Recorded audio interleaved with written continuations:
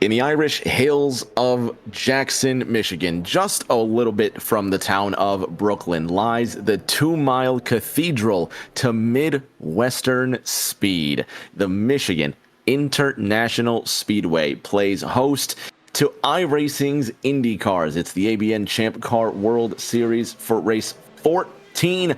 I'm Rick James with Liv Hayward by my side. The championship rolls on, and we go to my favorite racetrack on the calendar, Liv, Michigan. It is a fantastic track for these cars. It always has been, and as such, is the host to our second Triple Crown event of the season, the US 500. 500 kilometers of action with double points on offer, which could throw the championship up on its head. Show me those points. I want to see what we're looking at coming into this season here. Last week was what? Mid-Ohio, which ended in quite tumultuous terms for Nick Pressey, dominating the race, coming home in second after a last lap error. Now, still coming into this race, Liv, with, what is that, 80? Is that 81 points? Is my math right on that? Over Tucker Sawyer? Yep. Whatever. And so it's going to be different to lose the lead in this one, but he's going to make sure not to cut up an instant early.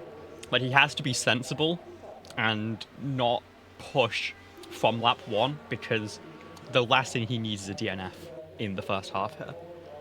It is genuinely about survival in this one for Nick, though, because we're coming into round 14, 13 races down, so we're more than half the season done. He has an 81-point lead. To put that into perspective, the gap from first to second is about the same gap from second to fifth. Well, no. Second to fourth. No, a little less than that. Then second to fourth, but it's like gap from fifth down to about 11th.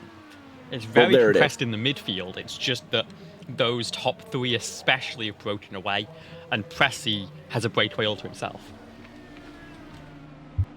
Surely, at this point, his championship to lose. And that's why it's about survival for Nick. I like what you said, is that he can't push from lap one. You and I and everybody else that's seen Nick Pressey race before knows that Nick Pressey is extremely quick. However, Nick has a tendency to be quick early and run the life out of his stuff in the first 3 quarters of the race. When it comes to that last quarter, that's when he needs it. That's what I expect out of Nick Pressey, is that he starts this race slow, stays out of trouble, and in the last 25 laps of this race, he puts his foot down and then makes his way to the front.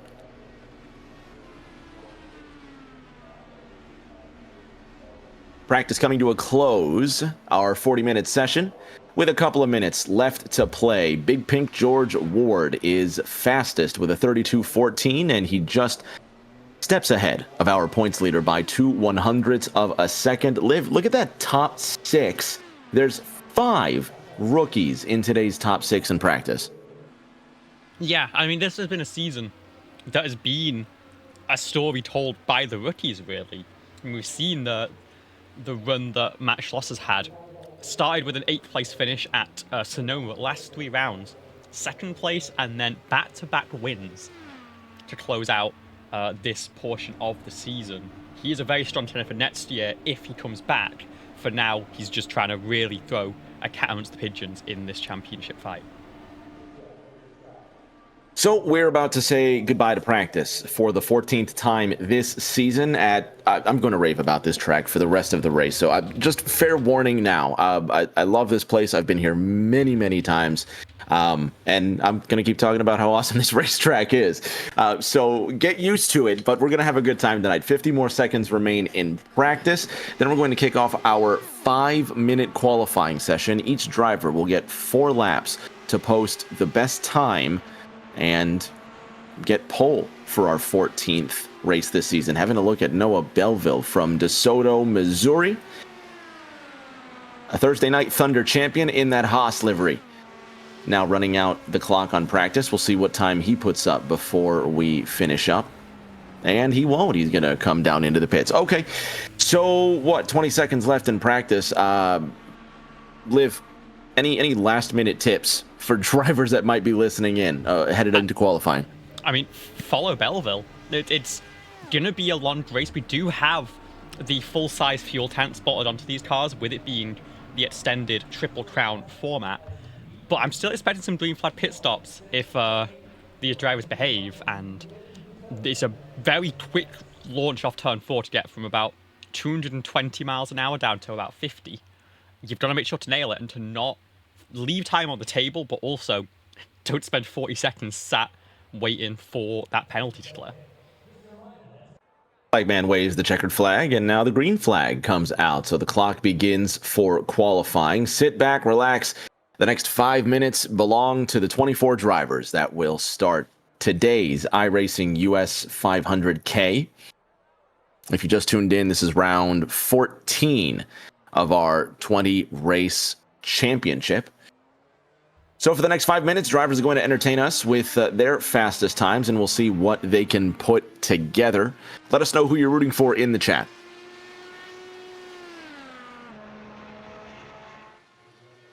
And we are going to focus on Nicholas Pressey with 69 starts in the Champ Car World Series. Only 3 wins, which seems a little bit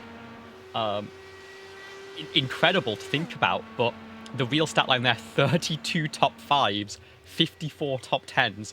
He is always in the fight. He's always picking up those points.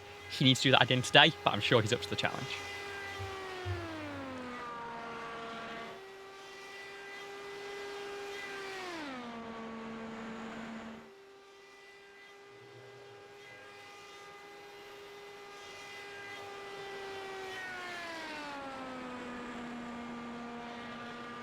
Well, qualifying expected to be flat out around this track. It's just about arcing the corner as little as possible while still keeping the wheels smooth. You see Pressey come across the line to set his first lap of the session. It's 32.6, and he's going to reset and come for another run. It's top of the board right now. Christina Ryan, championship rival, right behind. And, of course, the other name keep now, Tucker Sawyer, quite a few spots behind right now.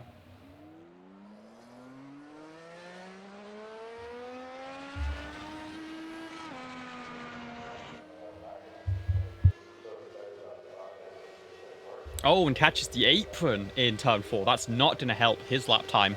This is his second lap of 4. It is not good. And I think if there's a time to reset, it would be now to try and get one fresh attempt. Tucker Sawyer's continuing on for now.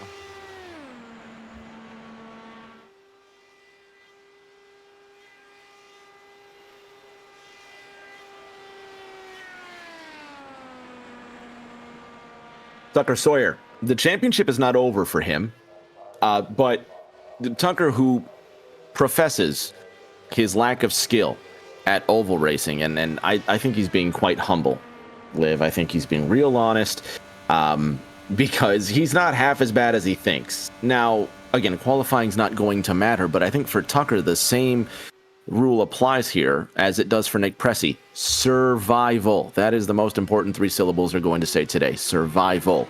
If you can make it through the first half of this race without getting caught up in any sort of wreck, you've got a chance to win it. If you can make it through the first 3 quarters without getting caught up in a wreck, Liv, you've definitely got a chance to win it. You just need to make sure you're in that top 10. Gamble on a late race caution if you have to. It is likely. But at a track like this, this is, I think, going to be the tensest race yet, because unlike Indianapolis, drivers may be able to go full throttle, but the track is far more narrow, so 3 wide passing is a rarity. We're here at Michigan. It's the widest place in the universe. Passing will be abundant, and I think crashes will also be abundant. Yeah, and I think with one car, you can very much be a sitting duck in this sort of condition if you get shuffled out, which is why Bryce Sosa's qualifying run here is oh so important. He's going to reset, he's going to take one more attempt at this, but he's already at the top of the board. In fact, he won't have time. We're coming to our final attempts here.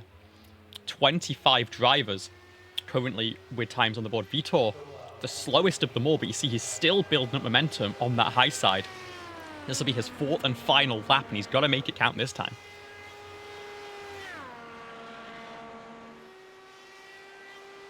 37 seconds remain in this qualifying session. Vitor Guilherme in the house tonight. Edson Santos also in the house tonight. We love our Brazilian drivers. They love to show out for our oval races. They will continue to do the same here tonight. And they really do. They really do draft exceptionally well, Vitor Guilherme and Edson Santos. And I think they're going to put a big challenge on these drivers as well.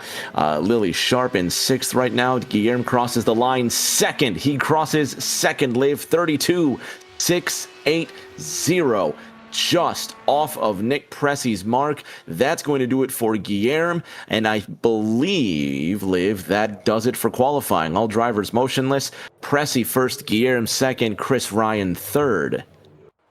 Yeah, and when we saw differing strategies there, Vitor going for a much more patient approach, taking one slow run built up, and it worked out this time. We saw it not work out so well over at Kentucky, I believe, and they got caught up coming through the field. Their team starting 2nd and 5th, so a good opportunity for them, but of course it is that 1-4 for Nicholas Pressy Motorsports in what will be Bryce Sosa's final start of the season. Is it Bryce's last start of the season? What's happening with him? I believe work schedule, something like that. He's not going to be around, but what a place to try and finish out the campaign in the same track where you took a 1-2 with your teammate to open up Season 5 a couple of seasons ago. Try and repeat that form and slingshot your teammate into that title winning run. We're going to have a quick word with Nick Pressy here. Don't go anywhere. We'll talk to him in just a moment. Warm-up is underway. Sit tight. We're going to collect Nick Pressy and be back in a minute.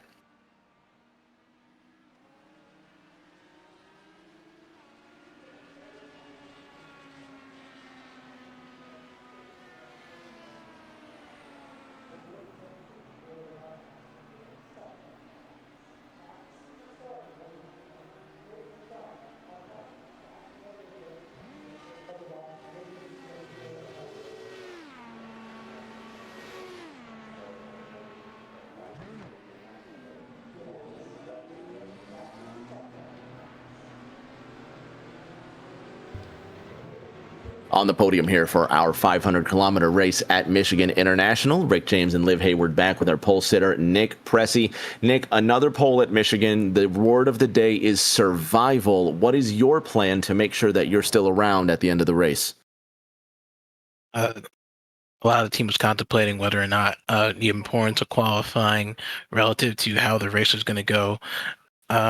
Me personally, I do think it's going to be important to be up front for a large portion of the race so that you're not in the swath of the pack. And if you can't be at the front, you might as well be all the way at the back end anyway, just to avoid the calamity. It's better for fuel mileage. There's a lot of different ways to go about getting to the end. I just think the worst way to go about it is being in the middle. Hopefully we talk to you at the end of the race, man. Have fun out there. We're going to let you get to work. Thank you very much. Short, sweet, to the point. You got to love it. Nick Pressy. Starting from position number 1, we are 3 minutes into our warm-up. So we're going to let the drivers continue their warm-up. I'll tell you what, we'll be back in 2 minutes. The grid's going to roll. Don't go anywhere. 2 minutes, and we're going to be racing for, what is it, Liv? 155 laps at Michigan? 155. 155. Don't go anywhere. We'll be back in less than 2 minutes.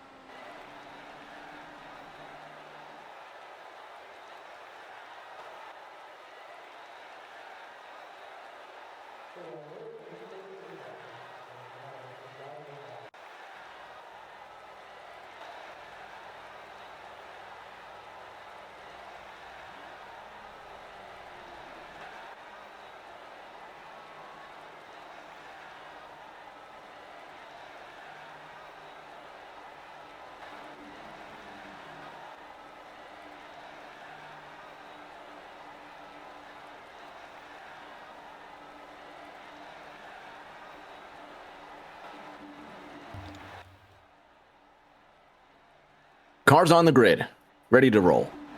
155 laps at Michigan International with these iRacing Indy cars in the 14th round of the ABN Champ Car World Series. Rick James with Liv Hayward by your side, taking a look at our starting grid. Brooklyn's Nick Pressey with another pole next to rookie and part-timer Vitor Guillermo. That oval ace is going to have a lot for our points leader. Chris Ryan and Bryce Saucier gracing the second row with their presence. We'll see what they can do for our oval experts at the front. Then it goes Edson Santos, Jesse Francisco starting 5th and 6th, followed by Lily Sharp and Bailey Thompson making another part-time start. Emily Howe, Carmen Sienna in that 5th row. Carmen rounding out the top 10 in today's starting grid. 11th and 12th, Tucker Sawyer, Colin McDonough. Tucker says he's not good at ovals. We'll see what he can put up at the end of today. 13th and 14th, Mitch Semedo, Mo Perry, inside outside of that 7th row. James Wright, Hunter Peach, rounding out the top 16 in tonight's race. Row number 9 has Noah Belleville, the part-timer, the Thursday Night Thunder champion. And if not for Nick Pressey, I'm picking Noah Belleville to win this race as well. Matt Schlosser starting to his outside. 19th and 20th, Big Pink George Ward next to part-timer and rookie this year, Jason Scott. Row 11 is going to have Evan Eisenman and Eli Sasek. Eli, a great road course racer, but he's going to be starting 22nd today. Craig Yor, my favorite. Liv, correct me again, because you got to tell me where he's from, because if I say the wrong country for the third time, I'm really going to hate myself. Is the Australian. The Australian. Who's the one from New Zealand? That would be, just give me, I don't believe they're here today. That would be... Anyway, Brent Roberts is the American. He's going to be starting 24th next to Craig Yor. But I need to get these right. Craig Yor's Australian. Which one's friend? Jason Duckworth is starting in 25th. And we're going to find out our New Zealand pilot here. We're about to go green. We might be extending this one because it is a Triple Crown event, which means that, in fact, we're set up for a 3-wide start here. Oh, really? Okay. All right. This is... Which I forgot about until the field ended up weird with Christina Ryan poking her nose up the inside of Nicholas Presti at the start. This better work. Whoever's idea this was, and I don't care who, this better work. We know it was Carmen. But I'm telling you now, this had better work. If this ends up like the US 500 in 96, where they wrecked before they even got to the line, I'm going to be pissed. What was that year? 95, 96? 95 was like, what, the USAC Run 500, where they threw the white and the green. And then 96 was the first year of the US 500, wasn't it? And they ran it the same day as the Indianapolis 500. Something like that, yeah. The majority of the kart teams had come here. And the split, well, the second split, if you will, of IndyCar, I guess unofficially, might have begun right there, at least the first organized split between the two, but that had been a long time coming, and I think the US 500 ran for several more years after that. But yeah, the 3-wide, anyway, my passionate racing ramblings end here. That 3-wide start was a disaster in 1996, and almost 20 years later, if we replicate the same thing on iRacing, I really hope it works. We've done it before. It's been a regular occurrence in these Triple Crowns. And if there's any track to make it work, it is going to be Michigan. There's plenty of room for it. I did do some digging, by the way. Ben McDonnell is the Kiwi pilot that we've had for a few rounds this season. There it is. Thank you so much. Craig Yor's Australian. Ben McDonald is from New Zealand. And everybody's happy. And just like the real series, they come in and they do take over sometimes. They are good, those Australians and those New Zealand pilots, aren't they? Yeah.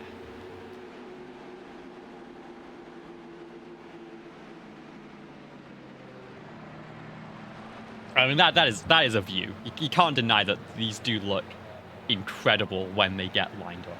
I can't help but notice those two cars in that second row. I'm not quite sure how that's happened, but yeah, I'm hoping they get organized before this race start here. Otherwise, they might just wave this off in the first 5 laps. It's going to be run under caution anyway. But what is going on back there?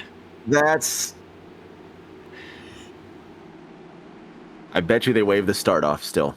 Oh, I mean, they have to, because Edson's meant to be on the second row, and he's down on the organized. third row. Did nobody tell them? I don't know. I hope the language barrier is not a problem when it comes to telling our pilots that speak Portuguese, hey, we're doing a 3-wide start. Anyway, it looks like they've gotten organized. We'll see exactly how this one works out. Nick Pressey is your number 1. He's the P1 in the number 94 Drip Diecast and Collectibles machine. He's going to come off that 4th corner. We're attempting the 3-wide start for 155 laps at Michigan. Green flag is out. Pressey with an unbelievable jump into that first corner, still 2-3 wide through the front of that field. Pressey leads early on. Vitor Guilherme in 3rd. Bryce Saucier being scored in that 2nd position off of turn number 2. Everybody trying to make it through that first lap. Yeah, and Pressey went as early as he was basically allowed to, and that strung out the front of the field a little bit, but they could all collapse back together now, and that is the main concern. Christina Ryan carving back through on that high side, looking to try and get the first move done on Nicholas Pressey and Bryce Saucier for the lead of this race. We were 3-4 wide further back for the start, but it looks like everyone's gotten that sorted. But we do have Craigio and Jason Dutchworth off the back of the pack right now.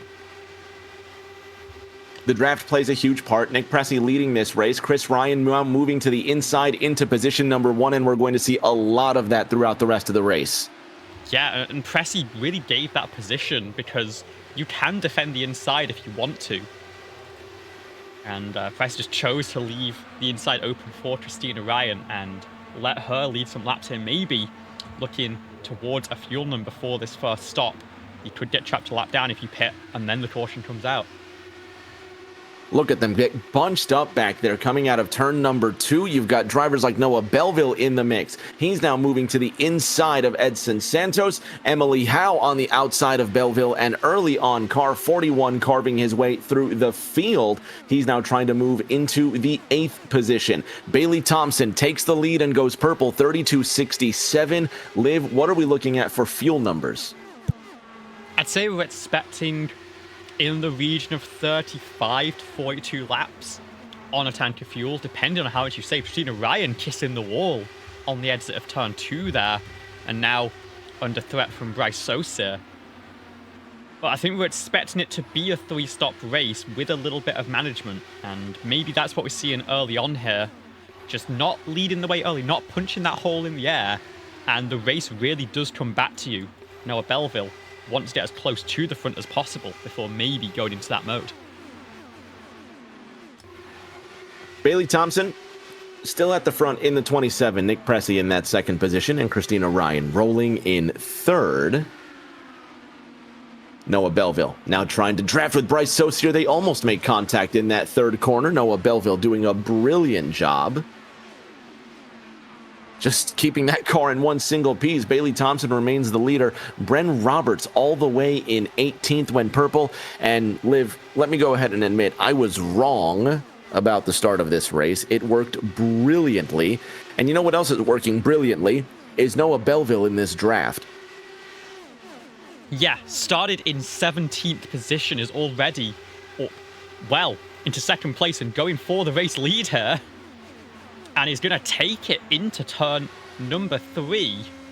What a run for Noah Belleville here as you see the field start to weave behind, and Bailey Thompson might be the one to start and try and go for that move and get back to the lead. That's a bonus point for Noah Belleville, let's not forget. The pride of DeSoto, Missouri now leads Bailey Thompson in the 2-7. Nick Pressey follows closely behind in 3rd. Christina Ryan in 4th, and Carmen Sienna rounding out the top 5 as drivers. 6th all the way down through 17th, separated by 1 second and just fighting for real estate, Liv. Yeah, big gainers, of course, Noah Belleville, Matt Schlosser. Big losers right now, Vitor Guilherme and Edson Santos, both down 12 positions. Santos, I think, out of position on the start, unfortunately, but has gone into a big conserve mode early. I don't expect to see him charge back through at the end of this opening stint.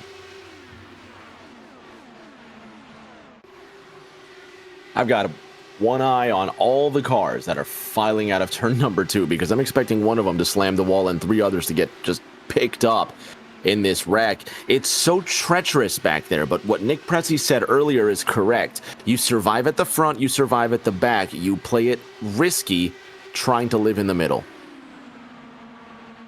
Yeah, and Prezi right now is starting to get swallowed up a little bit. He's sat in 4th place, which isn't bad, but at the same time, you're not in control of the pack anymore. And so we'll see how the rest of this files through as we get some updated paints here. A couple of new look schemes for this weekend that didn't quite come through until now. And yeah, Prezi back to his usual colours, looking fantastic as always. How about 3 wide down the front straight? You know, I said Eli Sasek is going to be starting all the way from the front, but he right now is trying to get through the middle of this pack as quickly as possible. Liv, the black and blue Ascent machine is up 7 places from where he started, now up behind Mo Perry, trying to get further on up through this race. Jesse Francisco to his inside, and Sasek, this is that wall that he tried to stay out of. Tucker Sawyer is also further up ahead, rounding out the top 10. Sawyer right now looks like he's working his way on the inside of Bryce Saucier and Lily Pelletier Sharp. Only 10 laps underway. It already feels like it's been a marathon so far. Yeah, and you see how that top line is stacking up a little bit as they get into the corners. I think people are saving some fuel. I think Lily Sharp is potentially one of those drivers on the team game with the rest of NPM. You can see that top line is nose to tail all the way around the corner. And I think if there's going to be an incident, it could be around this section of the pack on that top side.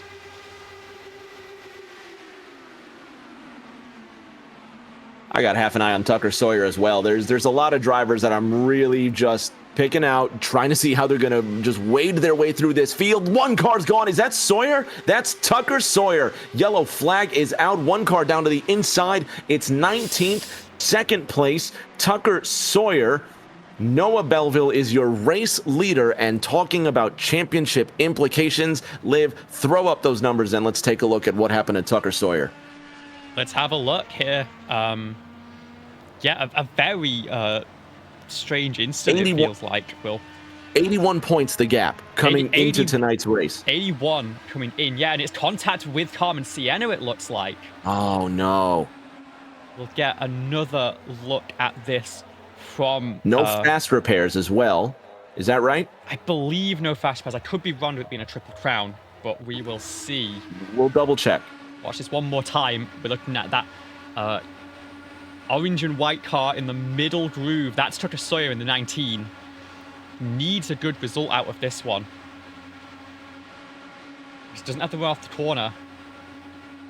And Emily Howe, I think, at the top, tags the wall, spooked Carmen Sienna a little bit, and Tucker attenuate a first, knocks off the rear wing.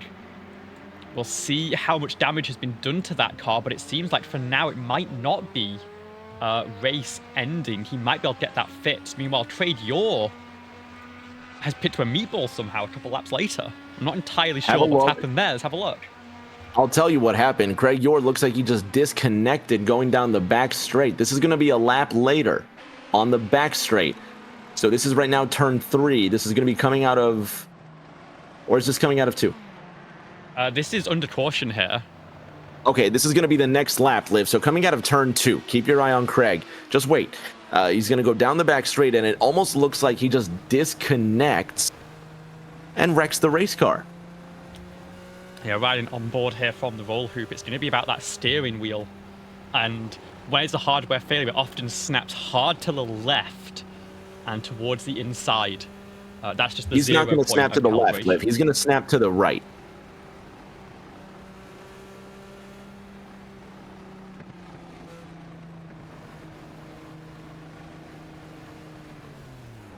And that's a check. That's a rear lockup. The wheel stays straight there. He just gets caught out by the checkup in the field. Locks the rear tires and knocks the car out. It looks like, as we go back to live pictures, we do have fast repairs in play, which you can tell, Well, just that's you're still lucky. in this race. But that's not great for him if he's burnt that one. Tucker Sawyer, with a 28-second stop, didn't take the repair. And so it might have just been that rear bodywork that got knocked out of shape there. That's so lucky. Ari, that's so It's lucky. ridiculously lucky. Bring up those points again. What did we say? That the gap from first to second is the same from what? You said 5th to 11th or something like that? That's that's pretty insane.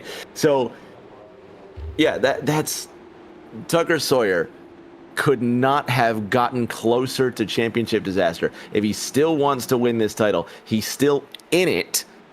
And he got really lucky.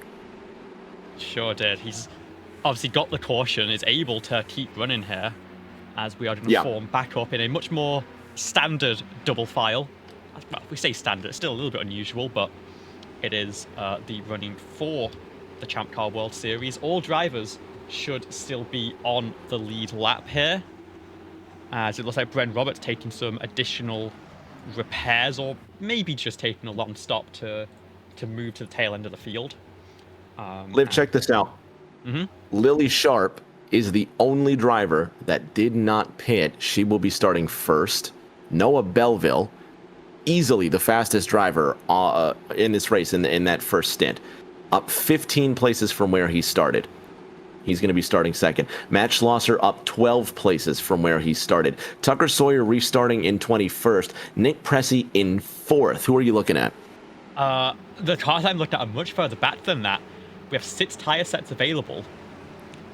The entire first 9 cars that pit here didn't take tires. It is Jesse Francisco, the first driver, on 4 fresh Firestones. So we'll see how they do for him and whether he needs a set down towards the end of the race. As we get the pace car pull off, Lily Sharp will lead the field into the restart zone, and we get back green once again. Great jump by Sharp. 15 laps into this 155-lap marathon. We'll see if we stay green for longer than that. And I do like this call from Sharp. It puts her back towards her teammates in this one. Of course, has Pressey in 3rd place. It's going to be important for them to run together.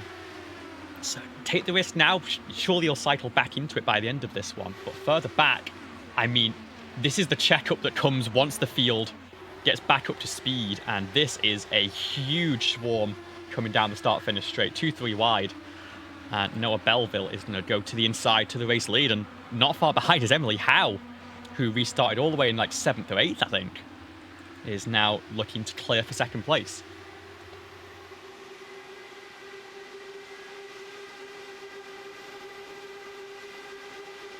Take that back, she's going for the lead.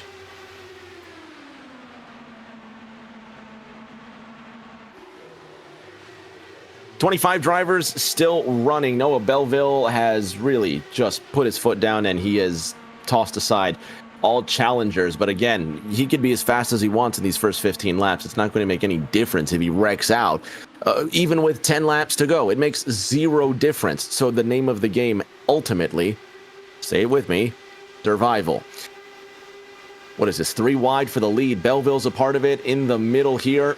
Sandwiched between Christina Ryan and Noah Belleville is Emily Howe. She's now in that 2nd position, Liv.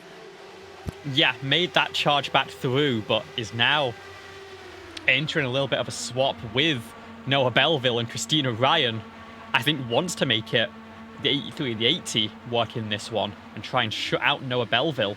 And there's the clear for 2nd place.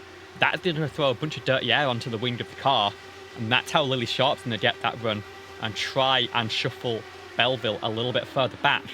She's going to shoot on that top side and go 3 wide for 2nd place nearly. Belleville goes back low again.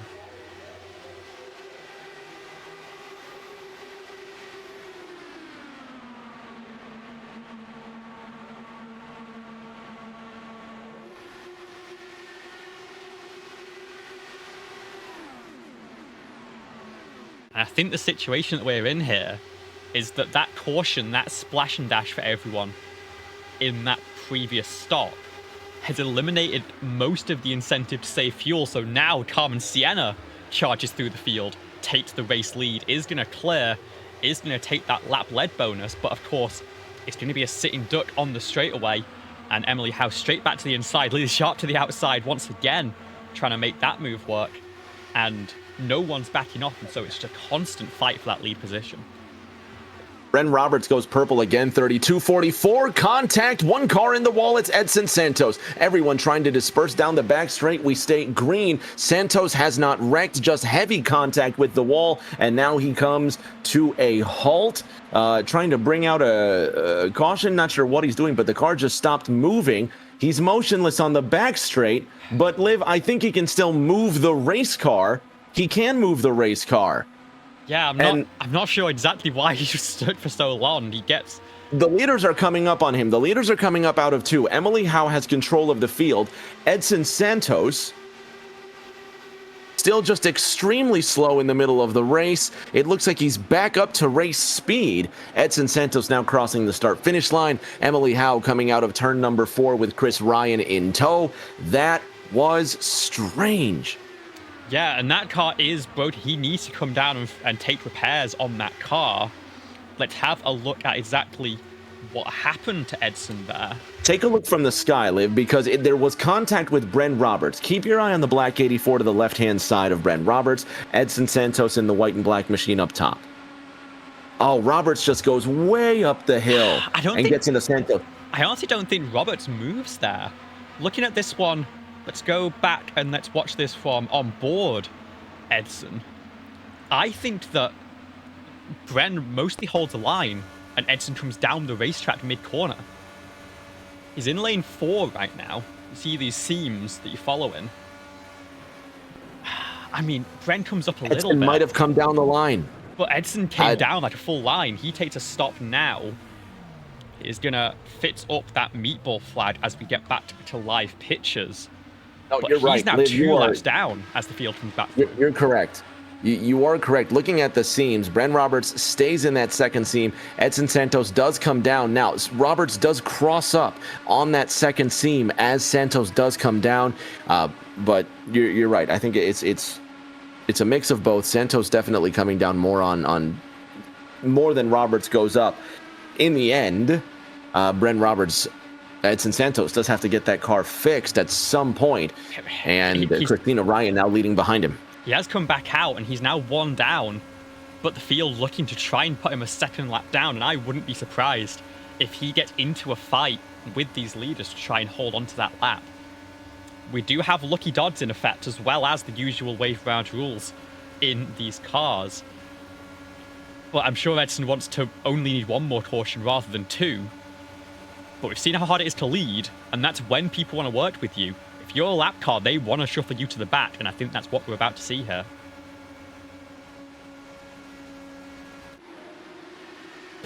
Quickly approaching the first 30 laps of completion in our 155-lap race, and what have we learned so far is that these cars are very, very difficult to drive when you go 3 wide.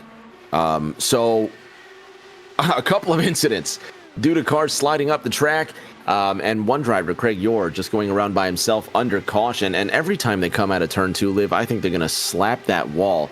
But I'll tell you what, the top 3 went green that last time around. Howe, Sharp, Belleville, and their cars are just getting faster. Yeah, they're catching the slipstream of Edson, and it's pulling them forwards here as he does go 2 laps down, holds to the top side to let the field through. Great work from him to not get involved. Matt Schlosser just sits to the high side, is going to put Edson in a really awkward spot here, and he's going to get pinched down by Bailey Thompson. So I'm not entirely sure what Matt was going for there. We keep it green for now, but it is going to be Emily Howe leading the way with Lily Sharp trying to find a way through.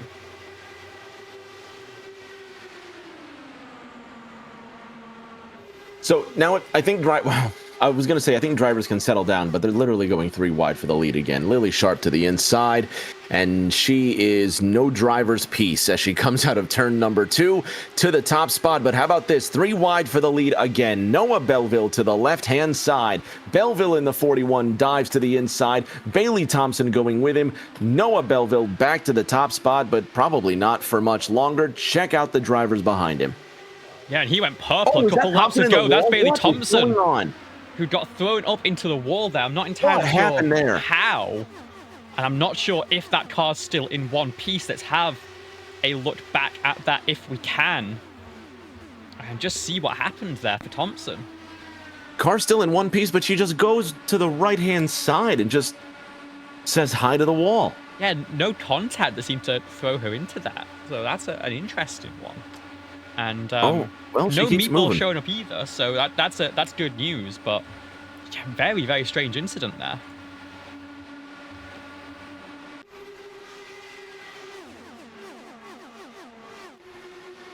And yeah, that car looks perfectly fine. It's running in 6th position still. Just a very near miss for Bailey Thompson in the 27. And your race can change just like that. I mean, all it takes is one move, and it's over. You know, and we're only 31 laps in. There's 120 to go.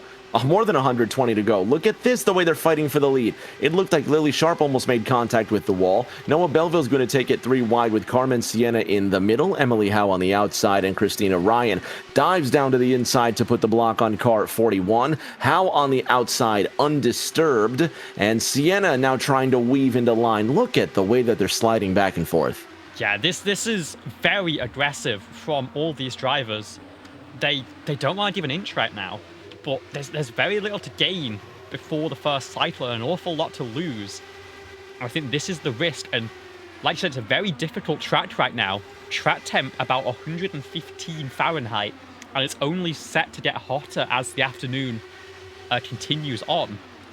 So there's just very little benefit to being right in the thick of this fight. Carmen Sienna looking aggressive. Emily Howe's going to go to the inside, shuffle her back. And it feels like second place is really in the worst position here. First and third have the momentum to swap back and forth. But Carmen Sienna's not really in a spot to try and make anything happen right now. So, Liv, you mentioned the track temperature at 115 degrees Fahrenheit. To quote Jeremy Clarkson, what's that in Church of England?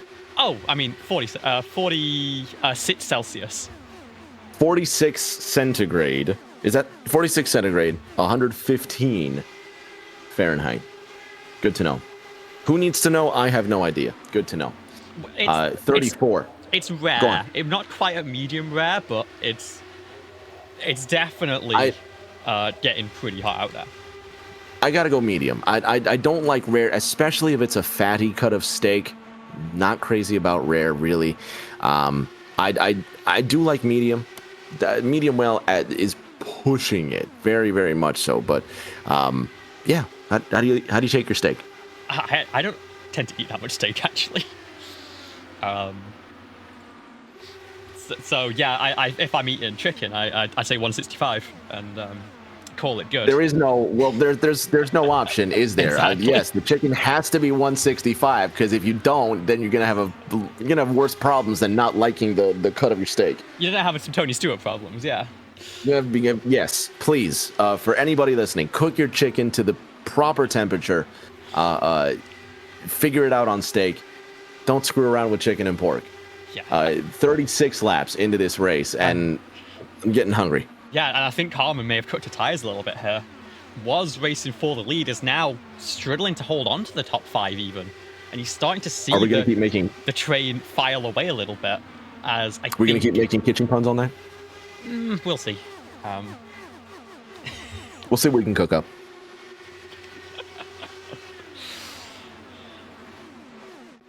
Emily Howe currently still doing a good job holding on to the race lead. Christine Ryan, of course, a friendly face behind. But then Noah Belleville's been aggressive, and Matt Schlosser, a much slower climb through the field, but did start all the way down in 18th place, just like Belleville, up 14 positions right now. Very methodical for the back-to-back race winner, looking to try and make it 3 in a row. So Max Schlosser, if you didn't catch last week's race, was it Max Schlosser? Liv, was. who won? It wasn't. It was Max Schlosser. Was the beneficiary of the last lap incident between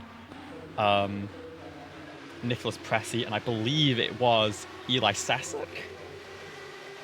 No, it wasn't Sassy. It was Elias Flores that sailed into Nick Pressey, going into the right-hander at Mid-Ohio, wasn't it? On the last lap, and Matt Schlosser coming around to win that race. What was the other race that Schlosser had won? It was Kentucky, just a couple of weeks before. Won it by 6/1000ths of a second, I think. Very tight margin. Oh, insane.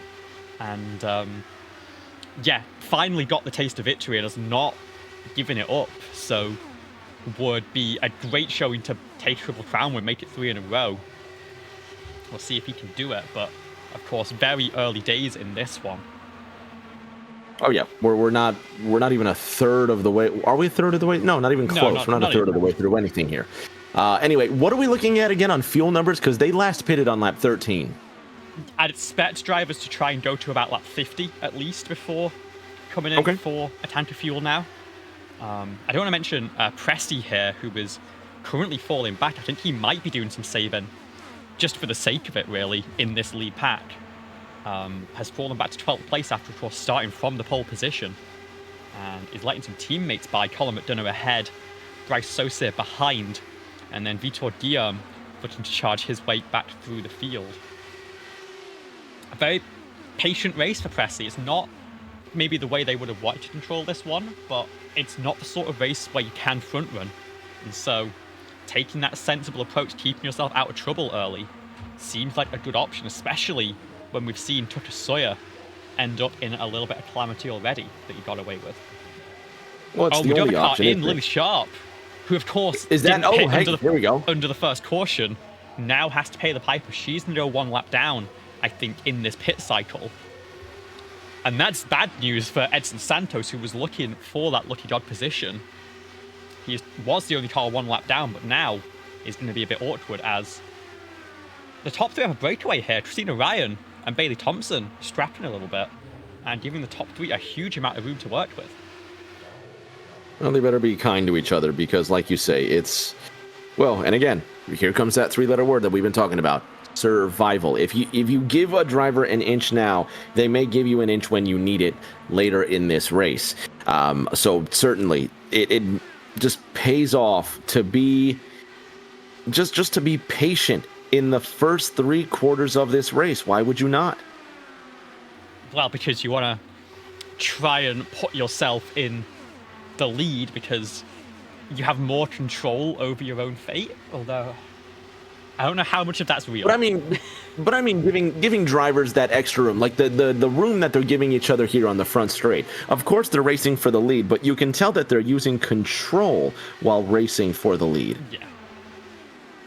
No harm leaving that extra lane. There's 5 lanes to work with. You can go 3 wide using lanes 1, 3, and 5. It's not gonna do you any harm. And as these top 4, in fact, now continue to fight, Gina Ryan charge back through from about a second back. And it's now Bailey Thompson leading the second train. And if that car does have damage, it could explain why the field is struggling to hold on now as we're getting towards this first cycle. And this is where you do want to try and find any delta you can so that after the pit stops, you stay in this lead pack and continue charging forwards. Well, certainly. And regardless if we have a bunch of cautions or not, this pit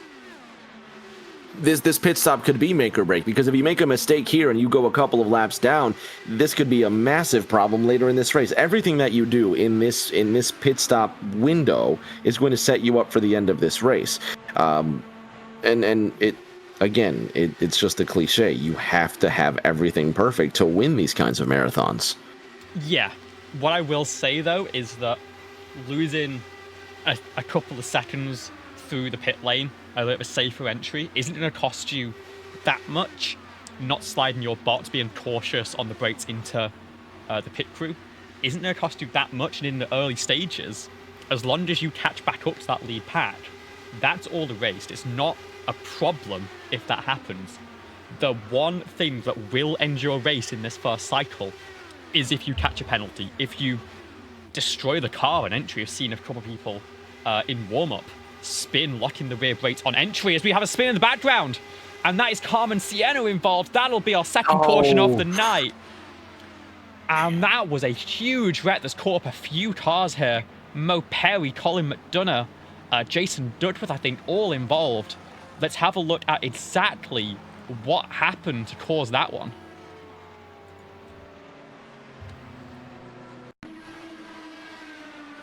So we're following Carmen Sienna. Wreck there. New scheme in that Valvoline white and blue. And let's try and slow this down a little bit, because this happened all at once off the corner. Oh, He just and bounces it's the off the turn MPM two car wall. bouncing off the wall. That's McDonough, I think. Spins. Colin McDonough. And then Carmen, actually Mo Perry, it looks like maybe locks the brakes and spins in avoidance. But managed to keep the car in one piece, which is the most important thing there. Let's go on board actually with Mo Perry and have a look at exactly what that looks like from the cockpit view. Because this is going to happen all at once here. You see it up in the road, about 3 rows further up. Smoke against the wall, the car loses control. And I think that's just a spin on the rear brakes, no contact with anyone else.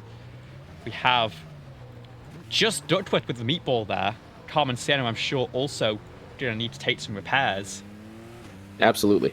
And I think that is Duckworth that we saw stricken at the road, taking a tow back to pit lane, in fact.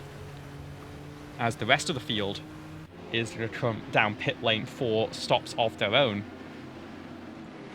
So let's see exactly what this is going to look like for the field. Of course, Lily Sharp going to take that wave around, take that lucky dog position. So race off pit lane, won by Colin McDonough? No, won by Emily Howe, as McDonough stays stationary.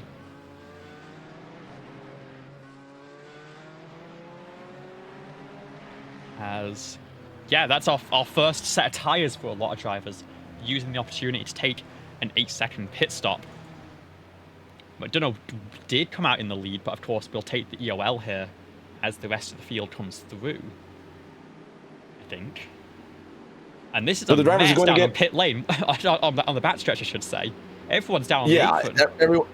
We're going to let them get sorted here. So the lights are going to be out on the pace car here in just a moment. We're going to let them get sorted. We're going to take a short break. We're going to come back with the final 100 and change laps in our race at Michigan. Don't go anywhere.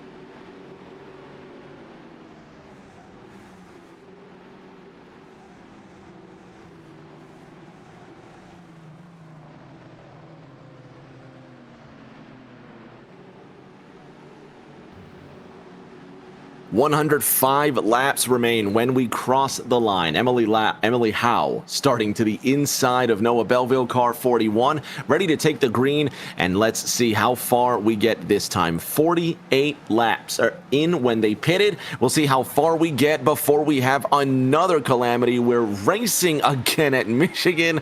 A patient start. Everybody now deciding to move around. Matt Schlosser goes to that inside lane, and Emily Howe leads Christina Ryan out of turn 1.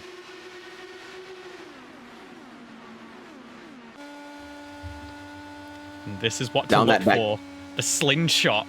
And Christina Ryan immediately through to the inside. And Lucky tries to follow Matt Schlosser to the inside. Noah Belleville to the outside. Being the leader. It's like a plate race. She gets swallowed up as soon as you come out of turn number 2.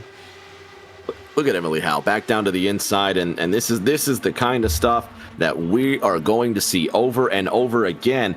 And as the race goes on, you can definitely tell that drivers are almost calculating their moves now in terms of just giving each other that necessary space. Yeah. It's at that phase, I think, where people feel like they're maybe where they deserve to be. People aren't going to be making rash decisions after poor qualifying or after getting swallowed up early. I think it's just about running the race, and then you set up that pit cycle. We were nearly at the cycle for most of these drivers when that last caution came out. So you've got to have confidence that the field is going to keep it green going forwards and go into that pit stop cycle next time by. And so you can be patient and wait for that opportunity to make your move and to gain some spots. 53 laps in, quickly approaching the final ton. 100 to go.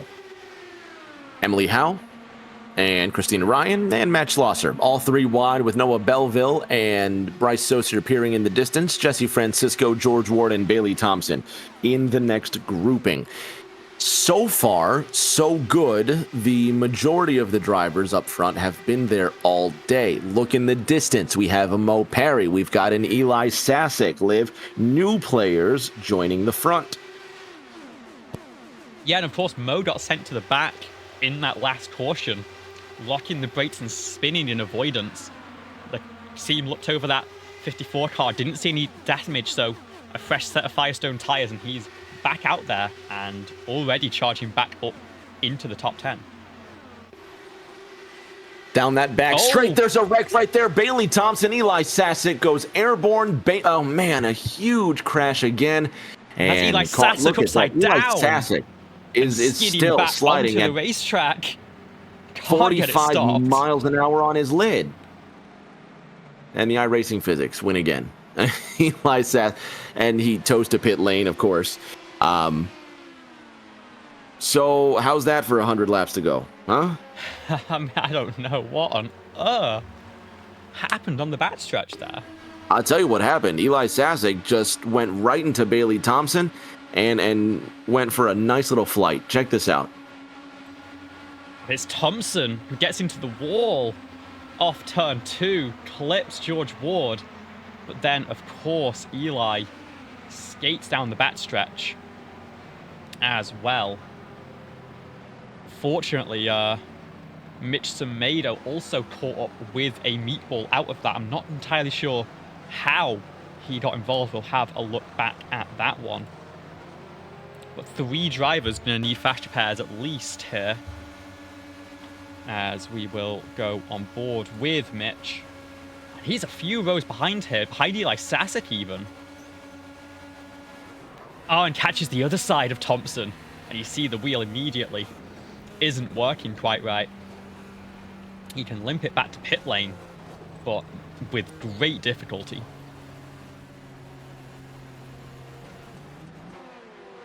Well, that's another caution right there. So let's take another look here. We'll let the drivers get racked and stacked once again. 57 laps into this race.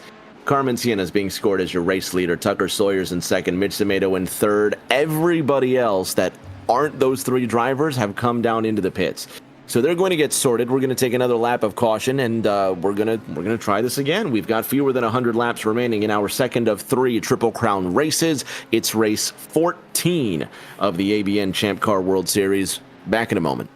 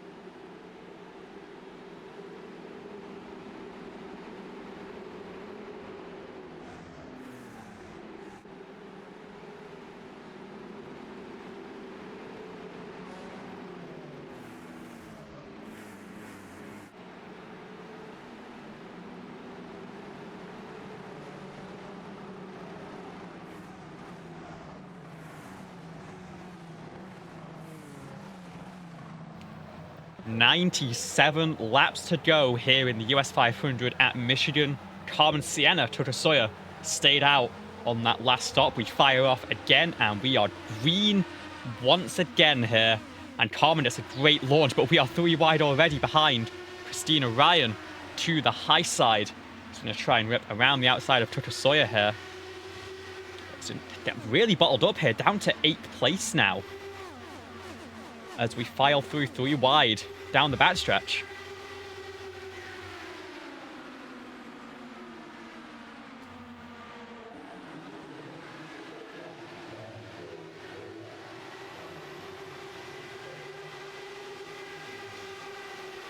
And I can't help but feel that these past couple of cautions have thrown this field into a bit of a tailspin, and that everyone's just a little bit too aggressive now on these restarts. We're not in a fuel save window, from what I can understand, and so it's just full push all the time. Carmen Sienna, Emily Howe racing for the lead, and Emily's going to take it down the low side. Emily Howe out of that 4th corner with Carmen Sienna behind her. 60 laps now complete, and they're dicing around like 3 cars didn't just go airborne. We'll see if they survive again.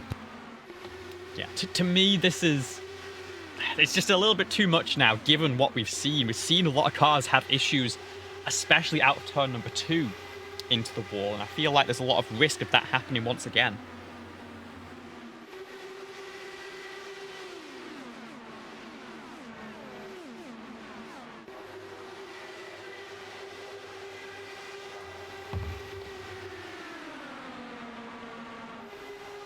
All right, Liv, so we're 62 laps into our 155 lap race. Noah Belleville, one of the dominant drivers. Christina Ryan has not spent as much time in the lead as Noah Belleville, nor has Carmen Sienna, but they're up here. They're here to play. Then we have drivers like Tucker Sawyer. Again, he comes into this race 81 points behind championship leader Nick Pressey, who's currently running in 11th. Still plenty of race to go, but if you're looking at these drivers in the top 5 or 6, who belongs, who doesn't? I mean, I think anyone who can stay up here for 10 laps has shown that they belong. I think especially drivers like Howe, Ryan, Schlosser, they've been making those moves to stay at the front, but it's been calculated aggression. They've managed to keep themselves in the clean air, whereas drivers like, say, Sienna or Thompson, who have made those charges early, they've gotten caught up because they've just not quite had that consistency to hold on for the 64 laps that we've seen so far. Bryce Sosa has made a charge back up to the front here. That's an impressive move. Of course, Carmen Sienna back up here, but is down a fast repair and so has to take it just that little bit easier from now on. Bryce Saucier in that 0-7. Now on the outside, Emily Howe on that top spot. First place out of turn number 4. Christina Ryan now to the inside. Will they go 3 wide again? Matt Schlosser says, yeah, we're going 3 wide again. Carmen Sienna rolling in that 5th position. And how about Tucker Sawyer to the outside? Noah Belleville now behind Carmen Sienna, and Mo Perry just on the fringes of the top 5. Yeah, and it's been a great race for Mo so far. Again, caught up in a caution, but saved that fast repair with some great reactions, letting the car go around but away from the wall, and still in the top 10, just had to change out that set of tyres. This entire lead pack is looking strong right now. I'd say the notable absence is Nicholas Pressey, who is just hanging back a little bit in 10th place, biding his time potentially, or maybe just not quite feeling the track today. It is a very new experience here with the new cars, the new setups, and of course with how hot the track is at the high 110s in Fahrenheit. It just seems like he might not have his footing right now, but we'll see if he charges through late in the stint. He's already up into 9th now and fighting side by side with Jesse Francisco. Emily Howe on the outside, still holding on strong. I'm surprised she's held on to the lead as long as she has, because that lead does not live long when you're racing at 200 and some ungodly miles an hour like you're doing right now. However, Bryce Saucier, look at Nick Pressey almost losing control of that race car. Bryce Saucier to the inside has Christina Ryan now to his left-hand side. 3 wide already. We've got 70 laps to go. Drivers last pitted on lap 56 and 57, Liv. Where does that put us for fuel window? Maybe lap 85 or thereabouts is when I expect the net stops to start. It is going to be a 2-stop from here, unless some miracle saving is done in this field. It's just going to be about shortening those stops if you can. Of course, with it being a full tank, 70 litres, so about 18 gallons, you take tyres quicker than you take a full tank of fuel. And so if you can shorten the stop by, you know, a few gallons, about 20 litres or so, then you can actually save a couple seconds in that final stop, which could be all the difference in getting out ahead of the pack and trying to lead the way in the run to the checker. Bryce Saucier trying to make the most of that lead while he can to the left-hand side of Emily Howe and Noah Belleville. Now just dropping out of the top 5 briefly while Matthew Schlosser wants to creep into those podium positions. Saucier to the inside. Emily Howe now following behind and preparing for the pass. What lane does she pick? She says, I'll take the left, Bryce. You take the middle, as Christina Ryan will force Bryce Saucier into that center hole. Saucier now comes up behind Emily Howe down the back straight. It goes Howe, Saucier, Ryan, 1, 2, 3. And now in reverse order, Saucier again in the middle lane as Christina goes to the inside. You can quite easily hold that inside if you're in the lead without that dirty air, but you see Tucker Sawyer in 4th went for that low line and drifted all the way out to the wall on exit because he had those cars ahead. He couldn't get that clean air on the front wing. And it is brutal in these cars if you can't quite manage it. Up at the front of the field, Bryce exits in that second lane. And then, of course, Emily Howe moves to the outside. So that's the difference between the clean air and the dirty air. Just one row back. If you're down in 11th or 12th, if you're the likes of Nicholas Pressey here, it is just so much more difficult to keep the car underneath you in a situation like this.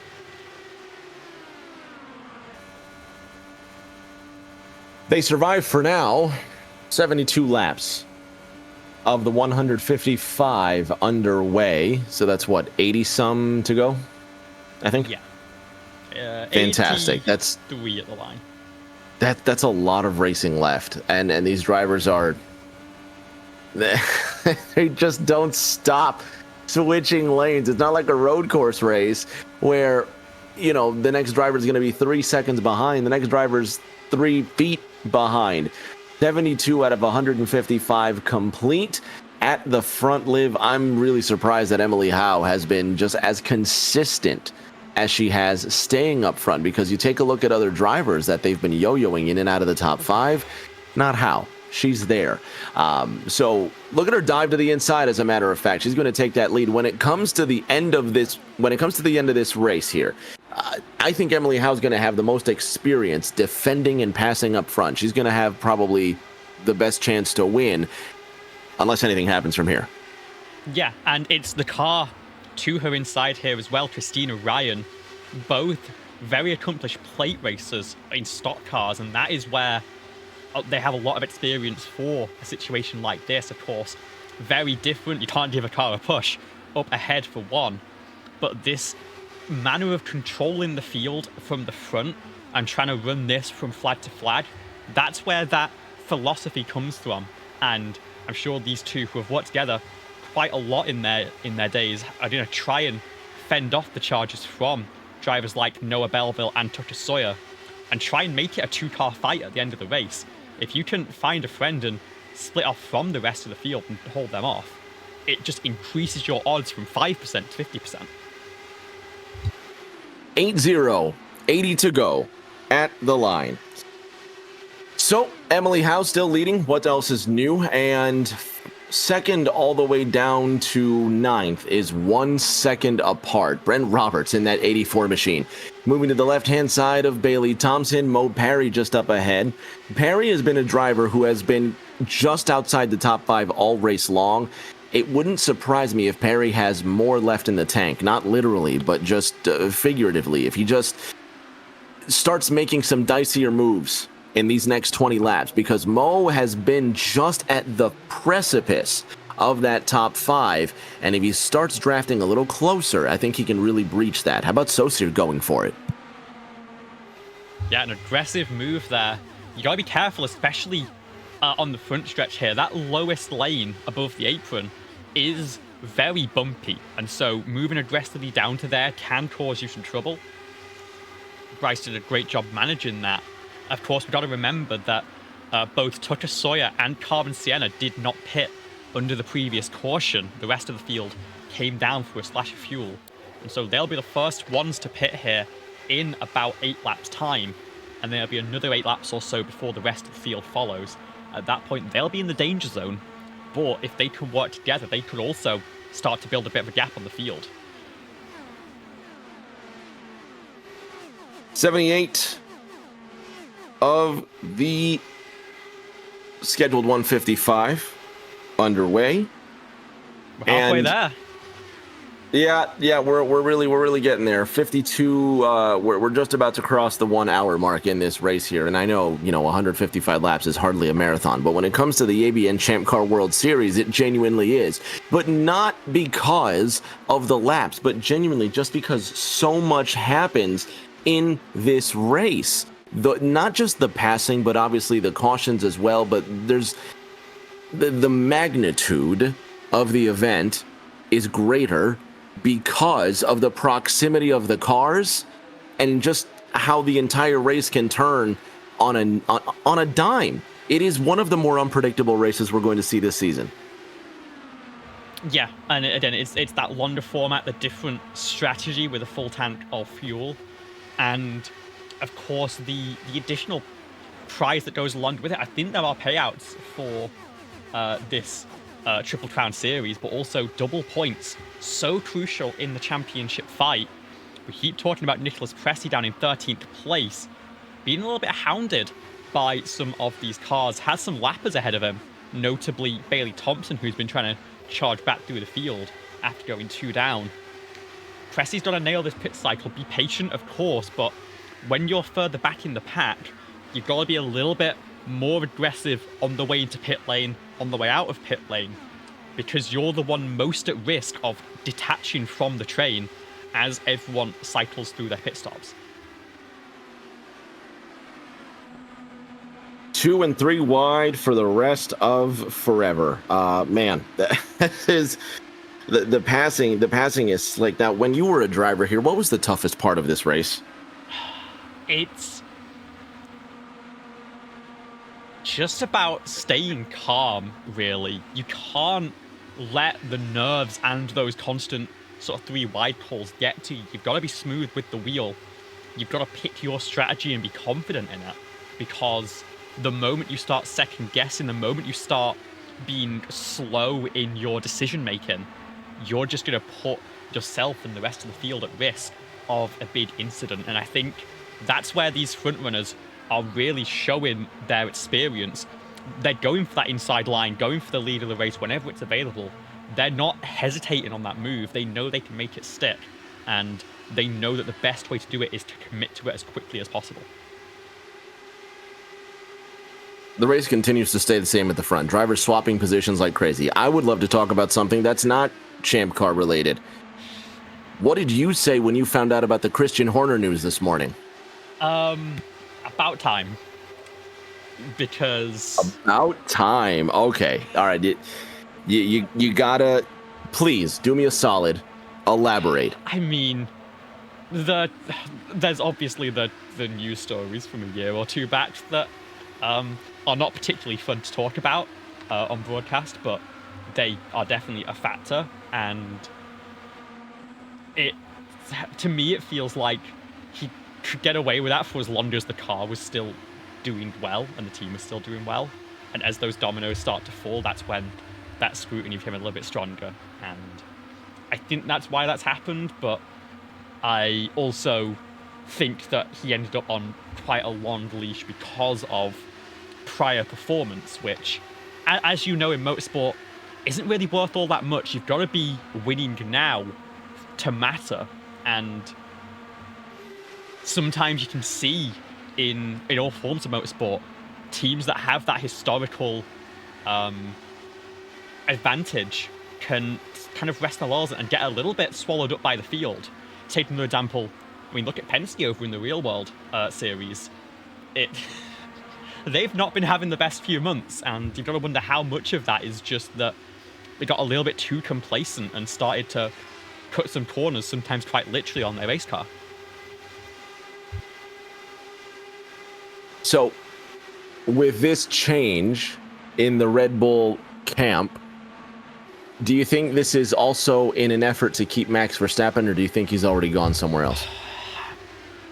I think there's already conversations. I don't know if they've been confirmed, whether this is reacting to him going or whether it is sort of that last-ditch effort, but I don't think it'll be successful if it is a last-ditch effort. I think I wouldn't be surprised, honestly, if he just ends up stepping away from F1 altogether if the right opportunity doesn't come up, because we've seen his sports car racing, we've seen him all sorts of things on iRacing.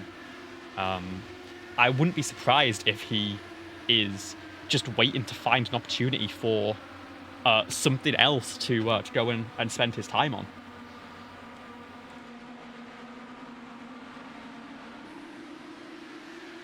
Formula One's changing big time, and we're getting new regs next year as well in 2026. New regulations, for those who have no idea what I'm talking about. So the car, the formula, if you will, is going to change in 2026. What I've read on the internet, so take that as you will, is that Mercedes already has the leg up on the regulations change. Yeah, and no one knows. Everyone's guessing for that, as Lily Sharp's picked up a meatball flag. I'm not entirely sure how that's happened. But we'll figure that out. Take that fast pair. Let's have a quick look at the replay on that. We're expecting pit stops in a couple of laps' time, but maybe an early one for Lily Sharp here. And she's running on her own, which is a little bit surprising. And just smacked the wall The off turn two wall again. Has those cars That's a little the bit further third or up. fourth time tonight. And the Dirty Air, again, just brutal in that corner. She's going to have to make that pit stop very shortly, as are Carmen Senna and Tucker Sawyer, who, of course, are on that alternate strategy, as Carmen Senna slams the wall at the very same corner. That turn two wall is going to get a workout tonight. It's already had a workout tonight. That's crazy. That's crazy. But it sounds weird, but the wall does come out and grab you sometimes. Yeah, no, absolutely it does. It is brutal, especially when you have cars ahead of you that maybe you haven't had in prior laps as the tires start to fall off. And of course it is a safer barrier, so it's a little bit softer than a concrete wall would be, and that is simulated a little bit in iRacing, but if you knock it hard enough, that suspension is definitely going to feel the damage, and also damage to the side pod and the floor, which Carmen Sienna is carrying right now. And of course she has taken her fast repair already, and so he's going to have to live with that for the rest of the race. Lily Sharp into pit lane, taking that fast repair on the number 71 car. She's gone a lap down again off cycle. And the question is now just when does Tucker Sawyer come in? And of course, when does Carmen Sienna also pull the trigger for fuel and tires? You said they'd be going approximately lap 80 some, but here we go. It looks like everybody's saved at least, and we're going to lap 92. So the majority of these drivers pitted as far as lap 56. As a matter of fact, Tucker Sawyer hasn't pitted since lap 48. So Tucker Sawyer is going to go almost, 50 laps on a run. Assuming and it's still going to be extremely close. We're looking at a 2-stop from here. It's going to take a lot of saving, like you say, to go 1 stop. We'll see where Tucker Sawyer comes in, but the rest of the competition pitted 8 laps after Tucker. There it is. Tucker's in. So he last pits on lap 48. It's now lap 93 by my crude math. That's 85 laps, if that's right. So Tucker goes 85 laps on this tank of fuel. Drivers pitting... No, that's not right. No, there's 44 Why am I saying 85 laps? And remember that is I don't know where the math is coming from. I keep saying 80-something. No. And that's with a caution, bear in mind, those 44 laps. So maybe about 40 laps green flag. And you see that's the Emily Howe. And the leaders Everybody's immediately respond, despite having that additional fuel at the start of the stint. All 3 of those drivers pull in early. And I think before they ran out of fuel, really, to cover off that strategy move from Tucker Sawyer. That leaves Gwen Roberts and Matt Schlosser in the lead. It makes perfect sense, though, because if they know they can go, let's say, 45 laps on a tank of fuel, at most, it doesn't matter when they come in. They're going to run out of gas before they get to the end of the race. So them coming now, and a lot of drivers, again, pitting on lap 56. So they're going to go 40 laps here. If they can go 45 laps on a tank of fuel, they're still looking to make it another 10 laps on this tank. I don't see anybody making it on 1 stop from here, unless, of course, a caution comes out. Schlosser's in. I don't think it is happening. The risk, of course, is that they're all 1 lap down right now. If a caution does come out before the rest of the field pits, they're going to end up restarting at the tail end and have to cut their way back through. Matt Schlosser's in, Jason Scott is in, and picked up a penalty on the way into pit lane. And I think maybe actually towed back to pit lane. Let's have another look back at that one.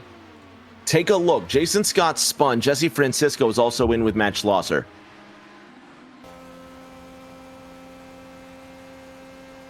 We mentioned you can easily throw away a race in these cycles, and it's a lot more difficult to win it.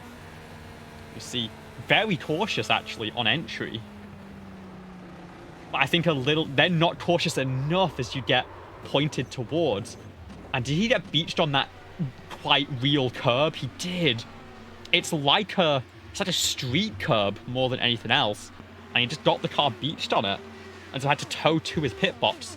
We've got contact off turn number 2. Again. That was Edson Santos involved in that, and he's been Again? flagged for I'm not quite sure what. Must be an incident limit potentially, but it looks really like Bryce strange Saucier may have been involved here. I'm seeing that Edson Santos just gets around Bryce Saucier to the left-hand side, and that looks like Craig York, who might have been above Edson Santos as well. Edson goes right up into Bryce Saucier, and it looks like no harm done. And then you mentioned Santos got the black flag. Yeah, which I imagine must be for incidents, potentially. Could be a factor of netcode, maybe, with, of course, the connection difference with Brazil. And yeah, that's just the car clearing itself, as Evan Eisenman into pit lane also has picked up a penalty.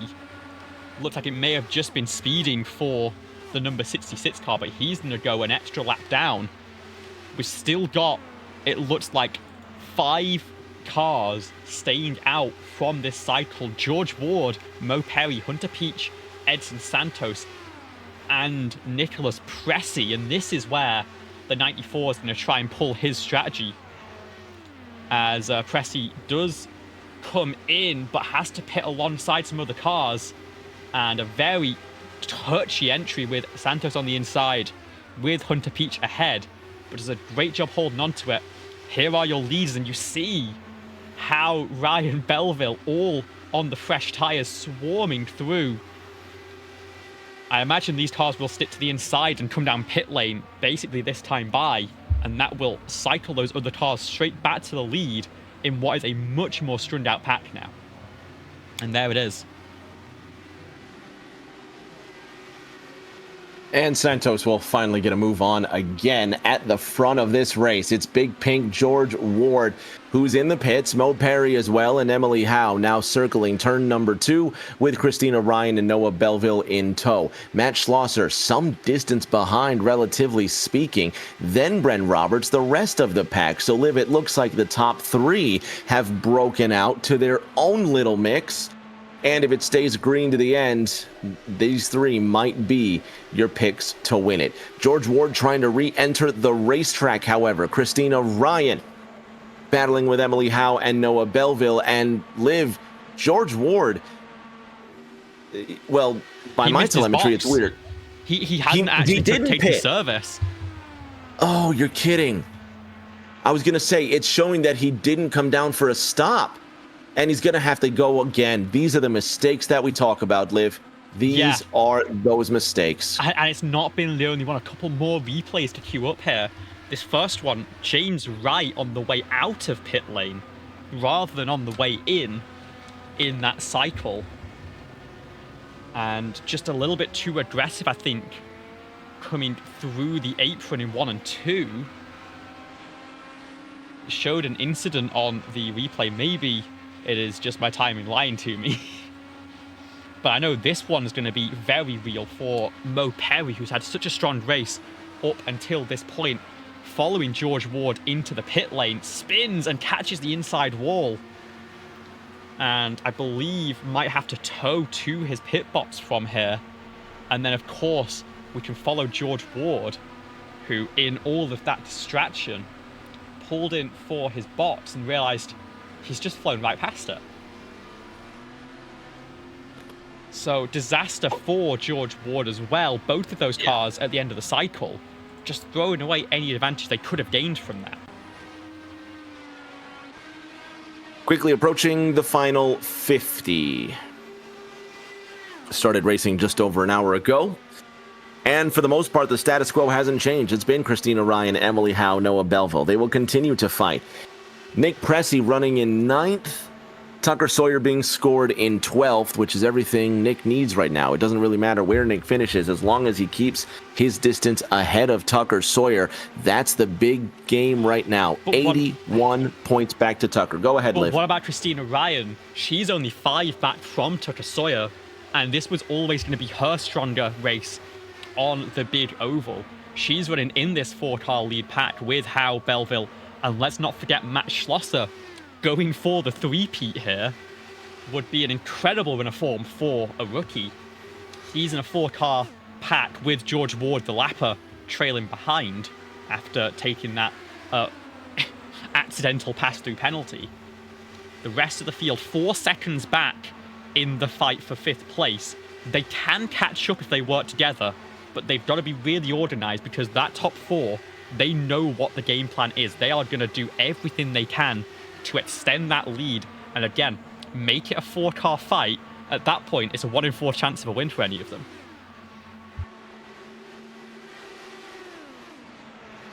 So they all pitted on lap 94. They can go approximately 40-some laps on fuel. So when do you short pit, driver? Because certainly you're not going to come in with 10 laps to go.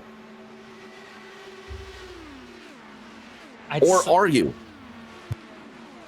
I would say, given that there's a long way to go, especially for the leaders, they are going to have time to take another set of tyres, and it'll help them in the fight to the checker. And so, never mind, caution's out. That's huge wreck. Who's that? That's Noah Belleville from the lead pack. Oh, you've got to be kidding me. 108 laps in. Noah Belleville. This is on the outside of Emily Howe. Contact into 1. Christina Ryan also involved. Emily Howe lost a piece of her race car. Noah Belleville definitely going to have to use that fast repair. And it looks like other drivers just avoided. Watch this.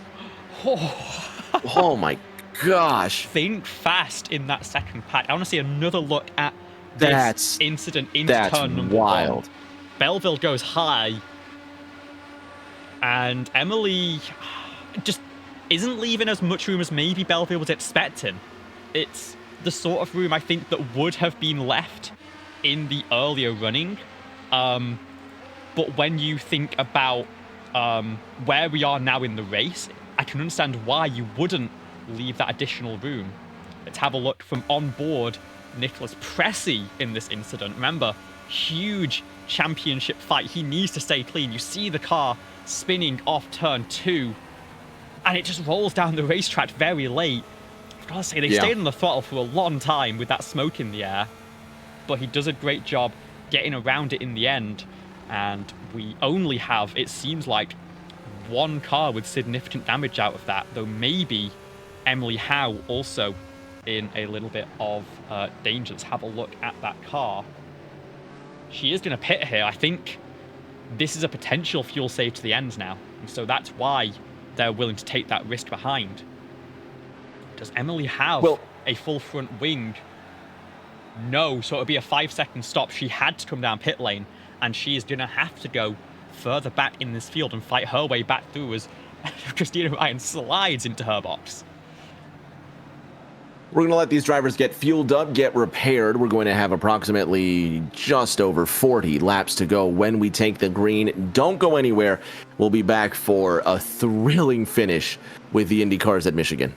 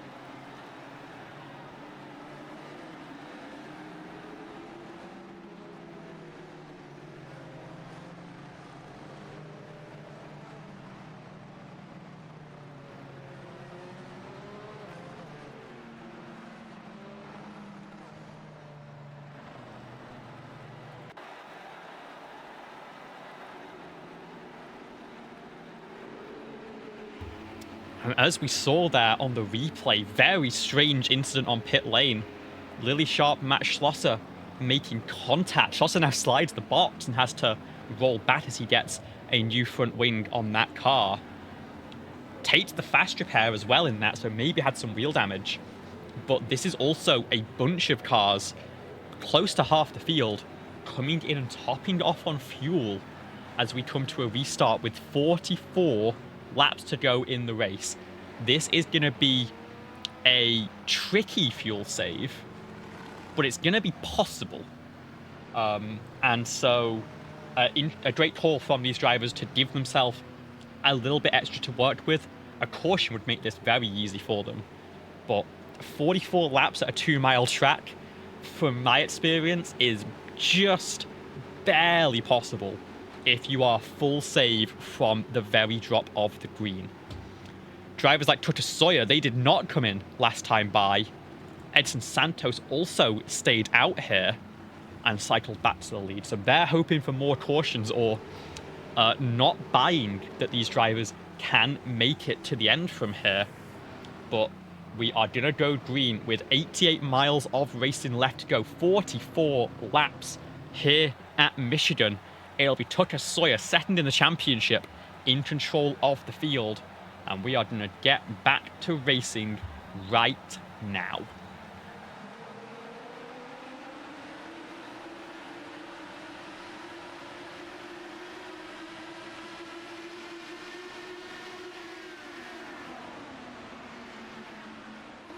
Coming out of that second corner, taking a look at the drivers that are trying to shuffle their way through. Tucker Sawyer leads this race. Edson Santos, despite his difficulties, being scored in that second position. Christina Ryan consistently in the top 5, fighting for that lead. Yeah, and was one of the, I think the only driver in that lead pack to not be caught up in incident there. Of course, Howe and Belleville getting caught up in the caution. And then Matt Schlosser on pit lane taking a piece of damage. So Christina Ryan, the only driver who had a clean run, but Emily Howe's already back through. I'm sure the other two will be making their moves quickly if they're not fully committed to that fuel save here. Right now, of course, it's Sawyer and Santos, who we know have to pit 100%. They're going to lead the way, and we'll see which drivers come and charge back through if and when they decide that they're going to need to make another stop as well. Noah Belleville-Liv being scored at the 15th position. It'll be an amazing comeback for Noah if he can muster this. And Jason Scott is wrecked in turn 3 and 4. He toes back to pit lane and so doesn't bring out a caution. But what on earth has happened to the number 29 car, whose day goes from bad to worse here?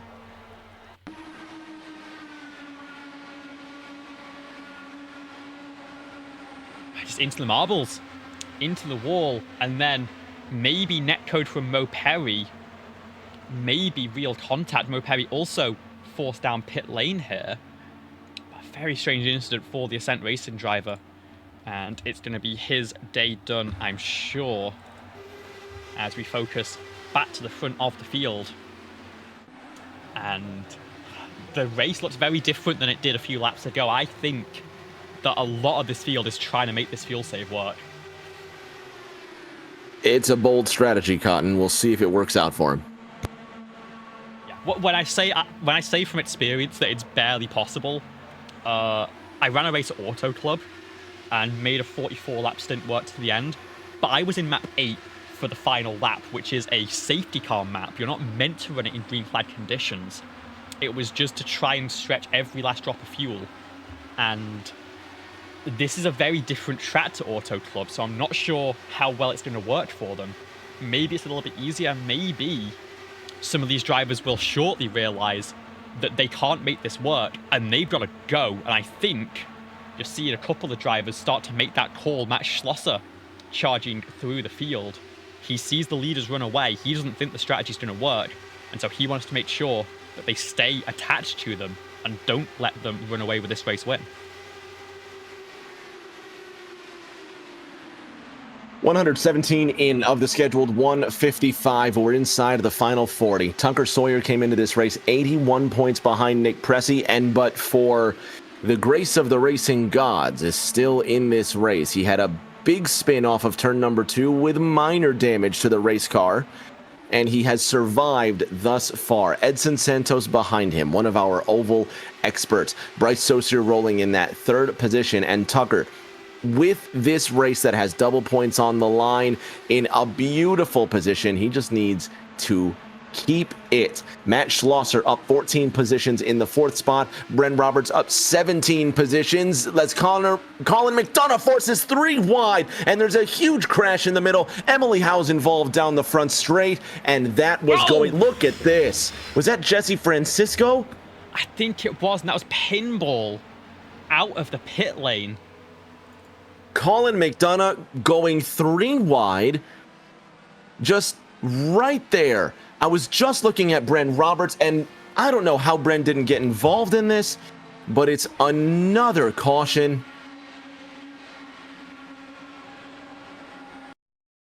That one, that's just a lot to take in. Have a look.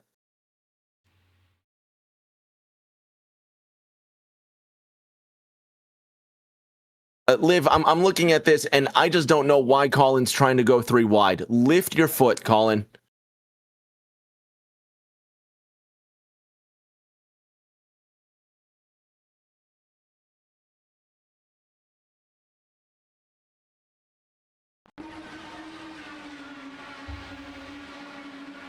It's weird netcode contact ahead. You see Emily Howe and a bunch of other cars evade, have their own instance, and Francisco Colette McDonough once again, it looks like. Or was that Nicholas Pressey, potentially? Who, I think with how quickly that all happened, managed to evade any serious damage. Have one more look at that from on board Nicholas Pressey here. Again, this is so crucial for his championship. Goes down to the apron, keeps it pointing in the right direction. And phases through Jesse Francisco, who bounces up the racetrack. That's hilarious. That's just hilarious watching that work out. The whole field comes in. You may as well take that splash of fuel, take another set Guarantee of tires. yourself to the end, yeah. Yeah. 35 to go, why not? A lot of drivers, remember, have now taken fast repairs, so the question is who can get their race car fully fixed? It seems like Emily Howe saved the fast repair in that last incident, so manages to keep it rolling. Matt Schlosser, who used it in the last caution, managed to stay in one piece and is going to lead the field out with a fuel-only stop. So great work from the 0-4. But our field is starting to thin down as those fast repairs run out in the garage. Those backup cars are running few and far between. It looks like we might only have 14 cars rolling currently. So Peach and Thompson, it looks like, might be extending that, or just Peach, in fact. Thompson still down on pit lane here. We're going to grab a snack. We're going to grab a drink. We're going to be back in a lap with some more racing. We're approaching the final 30 laps of competition at Michigan. Don't go anywhere.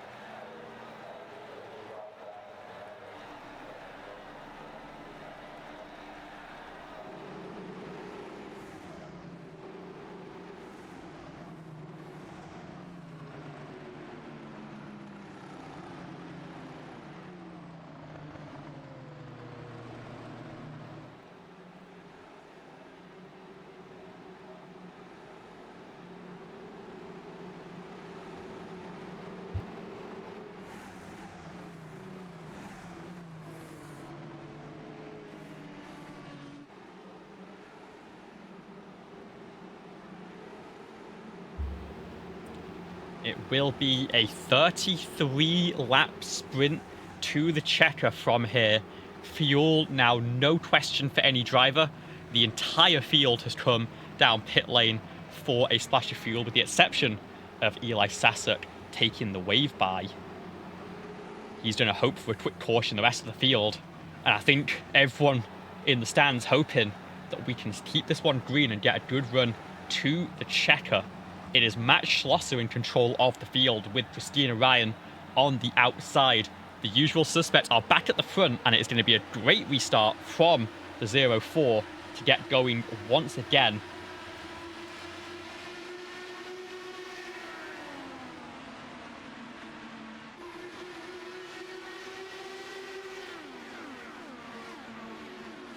Just looking at the numbers at the front of this field, 5 of the top 7 have now used their one and only fast repair. It is just Christina Ryan and Vitor Diem at the front who have the extra life in the bank. And so anything that happens from here on out is going to be absolutely devastating to a race if they end up in the catch fence. So, 125 laps about to be put up on the board, and that's going to bring us to our final 31 circuits of racing. Christina Ryan, Tucker Sawyer, and Emily Howe at the front. And look who's rejoined here, Liv. Noah Belleville's back up here. Matt Schlosser, he's stayed up there. Edson Santos to join. Nick Pressey is also here. And what I hope in these final 30 laps is that everybody just races with enough space and with enough patience, because if we don't have patience, it's going to be a long 30 laps. Yeah, and I'd hope, unfortunately, Noah Belleville, I think, is possibly a little bit heated from some of the earlier incidents and some of the maybe earlier comments over the driver radio, because he is not looking to back off at all. Again, it's up into 6th place. He's trying to cut through the field here. A single file for the first 6 or 7 cars, but it's that concertina that's going to form at the end of the back stretch and the front stretch, and Christina Ryan slots through. Tucker Sawyer looks to follow, but catches the dirty air in that low groove. These drivers have raced each other a lot. They've started to learn each other's tendencies, and that is where those marginal moves are going to start to come from. You think you find a gap, you're going to try and exploit it, and that is where you can misjudge things and send a few drivers out of this race. So drivers pitting on lap 120. And like we said during that last break, Liv, that throws all strategy out the window. Everybody can make it on fuel. So now it's just draft and survive. It's no more strategy. And what did I just tell you? What did I just tell you? There goes Noah Belleville. Caution's going to be out. And there's the patience right out the window. It's Noah Belleville. It's Tucker Sawyer. Nick Pressey is thrown half a lifeline in his championship fight yet again. Minimal damage, if any. It looks very repairable, but they go for a spin down the back straight. Tucker Sawyer looks like he makes contact with Noah Belleville's back end, and they both go around, but I don't see any major contact for these drivers. There's no reason why we can't just rack them and stack them, and let's go racing again. Have a look.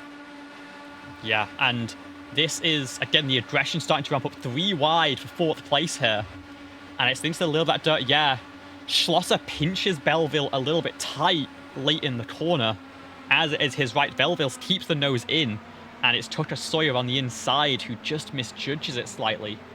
It seems like bodywork only for those 2 cars, potentially. Unfortunately for Belleville, he has picked up a black flag for, I'd imagine, incident points. It's a fact that we didn't expect to be so impactful in this race, but it's been a couple of drivers now who have ended up on the wrong side of the incident limits, which I'm going to check our information here. 12 and 20 are the drive-through numbers. So I imagine Noah Belleville, with a couple of car contacts in this race, is now at 12 incident points, and we'll have to get a green flag pass-through penalty the next time we get going, which means that we thin out the front of the field a bit. It's going to be Ryan, Howe, Santos, Roberts. Brent Roberts up 20 positions from the very back of the grid. And then Nicholas Pressey, playing it patient, is now back up into the top 5 as Tucker Sawyer has to come down pit lane, I believe. Or in fact, no. It seems like he's going to keep that car rolling and didn't pick up any front wing damage. So very lucky for Touch Sawyer. Scorched the tyres, but it's going to stay out here in 13th position and try and fight his way back through.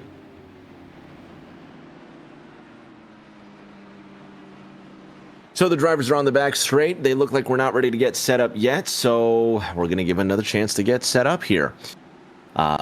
Sit tight. If you thought that was your last chance to grab a snack, I wouldn't bet on it.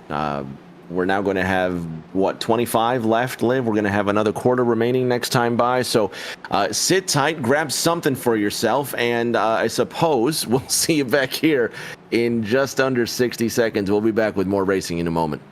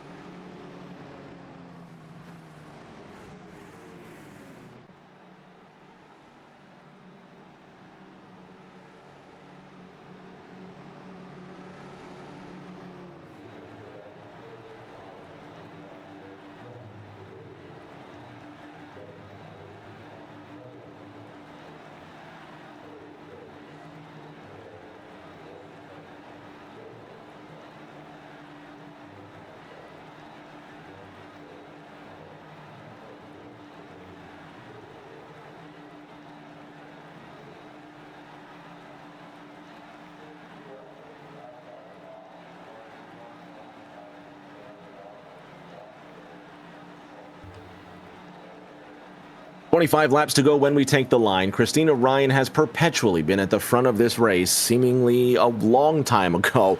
Emily Howe on the outside with Edson Santos and Bren Roberts sitting behind them in that second row. Great jump by Christina Ryan as the green flag comes out with 25 laps to go at Michigan International. George Ward in the top 5, Nick Pressey in the top 6, Carmen Sienna rounds out the top 10. Edson Santos goes to the inside looking for a way to that lead, almost getting bunched up with George Ward. Everybody goes wide out of turn number 2, and it's Emily Howe and Christina Ryan fighting for the top spot. I almost thought Bailey Thompson was going to get in an accident in turn number 3, Liv. This is crazy. Yeah, and I mean, there was contact in turn 1 between Santos and Ward, and it just doesn't feel necessary right now, is what I'll say. It's still a long run to the end. You can't burn up your tires in a situation like this because they will fall off by the end. And to make those big inside moves, they are much more important than you think. This is the benefit that Ryan and Howe have, obviously. Running at the front, they have all that clean air, but we're going 3 wide behind. And this is helping nobody in this situation. It's just putting more cars at risk. We'll see if they can get this shuffled away, but George Ward being swallowed up after that contact with Edson Santos, now stuck behind the teammate of Vitor Diem. Meanwhile, Bren Roberts, from 24th on the grid, went for a move for the lead, but you can see just didn't quite have the experience of holding that low side. He's going to get swallowed up once again and has to try and fight this one back through. Noah Belleville's taken that pass through, is on the lead lap, but needs a caution to bunch him back up to the field. We'll see if the field is so graceful as to bring out another one. Edson Santos, meanwhile, is starting to use that experience. He's not being patient any longer. 3 wide to the inside. He's going to try and take this race lead away from Howe and Ryan.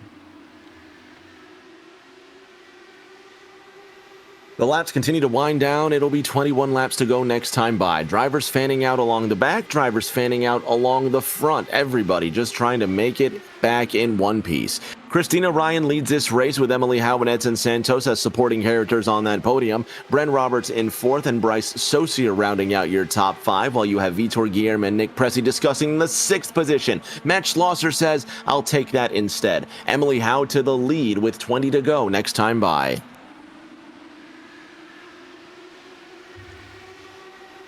And Pressey How? struggling for position right Go now. on. Really struggling to hold on to that as we fight for the lead as well. There's just so much to look at here with 20 laps to go. The championship fight, Christina Ryan, again, if she wins this, she takes home 100 points, which really closes in that fight to Nicholas Pressey, who's all the way down in 12th place now. He's getting shuffled all the way to the back.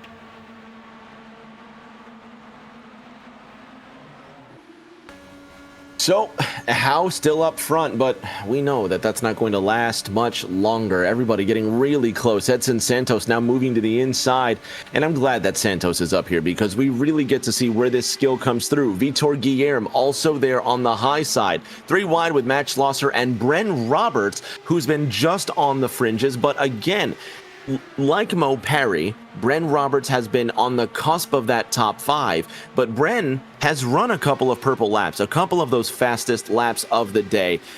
There's a lot of drivers that we haven't mentioned very much today that have a great chance to win.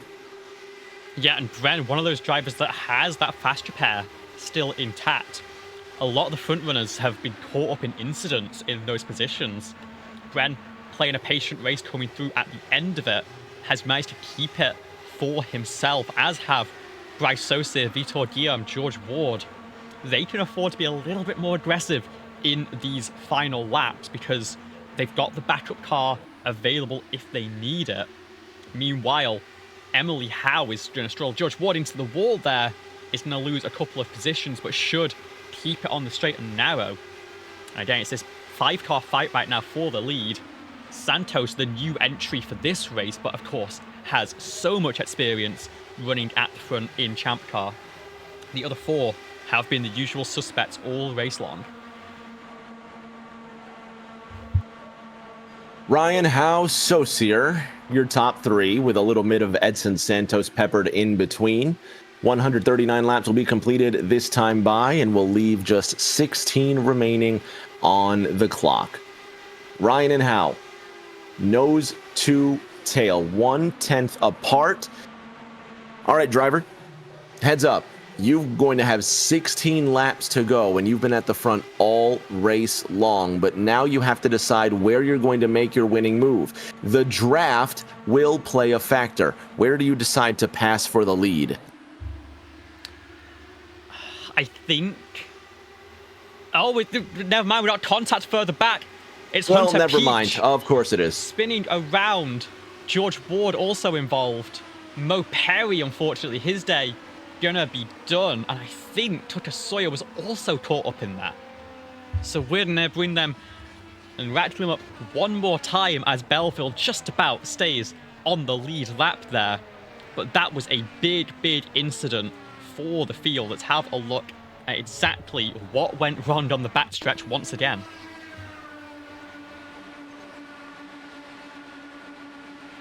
Olivia, you tell me. I bet you turn 2 had something to do with it. Oh, look at that. Netcode. Just contact in the... Well, there was contact there with Bailey Thompson up front, and I thought that was going to be the crux of this, but no. Hunter Peach and George Ward, oh, that's just disappointing because there's a mile of space between them. You can really see that daylight. Yeah, and Hunter just goes That's a shame. around. That's a See it shame. there, and it is Tucker Sawyer right behind who gets collected in that. Vitor Dion does a great job to avoid. I think Bren Roberts also catching a piece and is going to take some damage. And then Mo Perry again locking the rear axle, trying to avoid the incident. This time, I think it's going to be terminal for the 54.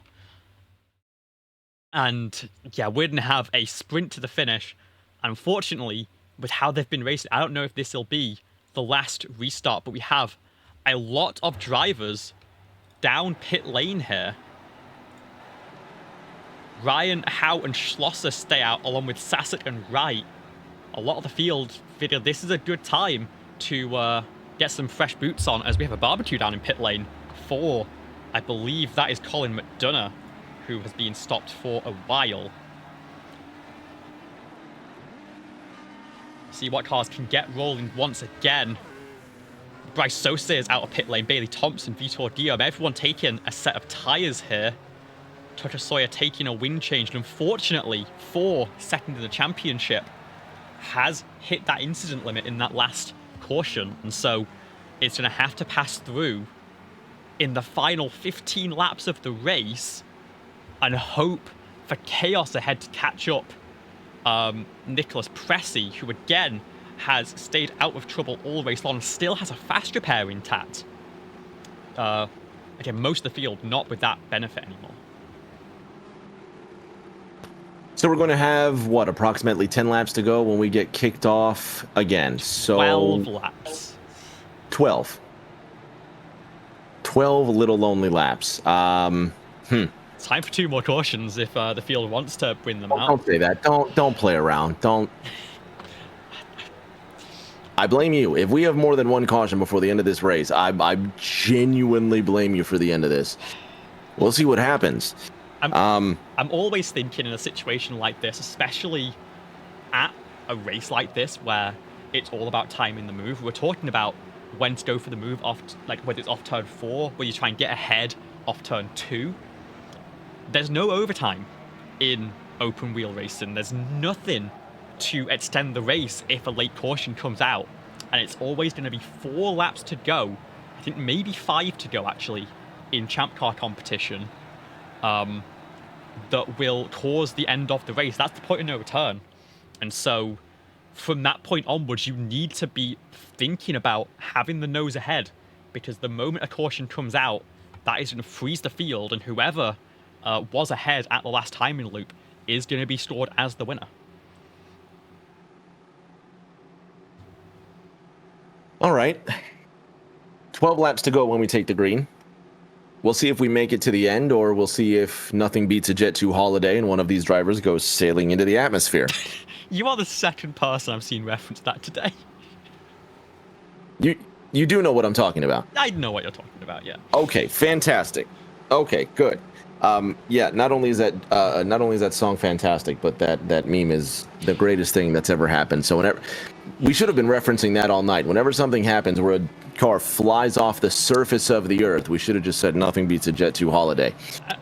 Speaking of cars flying, Eli Sassett was on the lid earlier on, took the fast repair, so restarting on the second row here has a chance at the win. I really hope. You know what? I hope he wins, just for that fact. We got 12 laps to go, 24 miles, and I would really love to finish them all under green. Green flag is out. Christina Ryan with the jump of the race, and we're racing again for Michigan International. Single file, peaceful, clean, green through turn number 1, and now it's going to break out into 2 and 3 lanes of racing. Live 11 to go this time by. Yeah, 15 cars still on the lead lap. Sawyer, of course, has that penalty to take. Bryce Sosa waiting for nobody. Goes 4 wide and is going to move to the race lead. That was such a big move. I wasn't even seeing it coming. Didn't quite catch it fully on the cameras, but incredible move. But now you see, gonna get swallowed up here. But Emily Howe, sandwiched on that top side, has been leading all race long, and now isn't in command of the field anymore. We'll see if she can cut back through from what is now 3rd place. Managed to get away from Eli Sassett. She's down on the apron. That is going to be a risky move, but I think it might be what Bryce did the previous lap to get around in the first place. 10 laps to go this time by. Drivers are going to trade blows, passes. They're down there on the apron. Look at that move. Bryce Sosa now with Emily Howe and Christina Ryan to his outside. Live 9 to go next time. Yeah, and reminder for Champ Car competition, apron is out of bounds for any moves, because we saw Wright go fully down there. That was in avoidance, and he actually lost some time from it. But for the rest of the field, Howe, Sosa have been toying with it, and they are in a lot of danger of picking up a penalty if they pick up a little bit too much of the apron. They're 3 wide into turn number 1. Eli Sassett makes it 3 by 3 at the front of the field. And this is so sketchy. How is pinching Sosa so tight to the inside here? Noah Belleville can't find a gap. Christina Ryan's going to send it 3 wide here. And this is just... You see how tightly Howe is pinching Bryce Sosa. So much danger of netcode there as Christina Ryan goes to the apron. Is going to have to lift out of it. They're 4 wide behind now. And Christina's down to 6th place as this side-by-side battle still continues on. Howe is not giving Bryce Sosa an inch on the outside there. Such a close proximity. Look at Emily Howe leading this race. She has to play defense and match Foster behind it. Bryce Sosa will now cut up the middle, trying to get somewhere up front. Will it go 4 wide again? Through 3, through 4. It's going to be 7 to go this time by Liv. Emily Howe with the lead. Yeah, Bryce now would have to try and fight on the outside. Is going to try and use the exact same tactics. We'll see how that works out with Christina again on the outside of the field, trying to put some pressure on. Out of that second corner, Emily Howe has Bryce Sosa to her outside with Christina Ryan, who's been up front all day long. 6 laps to go. They might just stay 3 wide for those remaining 6 laps. Noah Belleville was briefly 4 wide that last time around. They're going to drag race to the line, Liv. 3 by 3, 2 rows deep. Yeah, and this is so close quarters. We're now 4 wide into the corner. That's crazy. Netcode is a big concern at speeds like this, and with the margins they're leaving each other. We've got 6 laps to go here, and there's going to be an incident further back. It's going to be Vitor Guillaume and Matt Schlosser. Is the race going to stay green? No, Vitor's going to slide up the racetrack. The caution's going to come out for Craig Dior coming through, and I think we are going to have, as much as we say we weren't going to have overtime, I think it's going to be a natural green-white checker to the finish. Well, here we go. Here we go indeed. Let's have a look back at that incident for Guillaume. And I mean, it was bound to happen with this sort of racing. Schlosser maybe drifts up a half lane. It's so hard to tell. Ends up into the barrier. I think that'll be his day done, unfortunately. Vitor Guillaume still has a fast repair available in tow. But it's just so marginal. Let's have one more look at that from super slow motion. And just see if we can work out. And it's Schlosser moving up, but it's barely a half lane. It's such tight margins, and unfortunately, it's just going to end in disaster. And it is going to bring the field down. And as we look towards the front, as this happens, it's going to be Bryce Sosa with the nose ahead at the moment of caution. He's going to lead the restart here with 2 laps to go, ahead of Christina Ryan and Emily Howe for the race win. You see Vitor come down pit lane. He's going to get that fast repair, hop in the spare car for 2 racing laps, as we are under caution on lap 152 of a scheduled 155.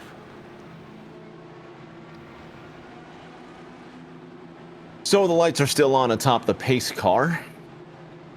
And Liv, you're right. We're going to have the green flag with 2 laps to go. 4 miles of racing. And it's come to this, which you always thought that was a possibility, but it really has come to this. So here's what we're going to do. We're going to let the drivers get settled here. They're already in 2 by... Are they? No, they're not in 2 by 2 formation. Not quite yet. No, okay. We're going to let them get settled. We're going to take what I hope will be the final race break of this race. Well, it is going to be the final race break. There's no overtime. So here's what's going to happen. We're going to come back in a lap. We're going to race 2 more laps. And then we're going to put this one to bed. Thank you so much for sticking with us and having a good time so far. Stick around. Don't go anywhere. We'll be back in 60 seconds with the end of the race.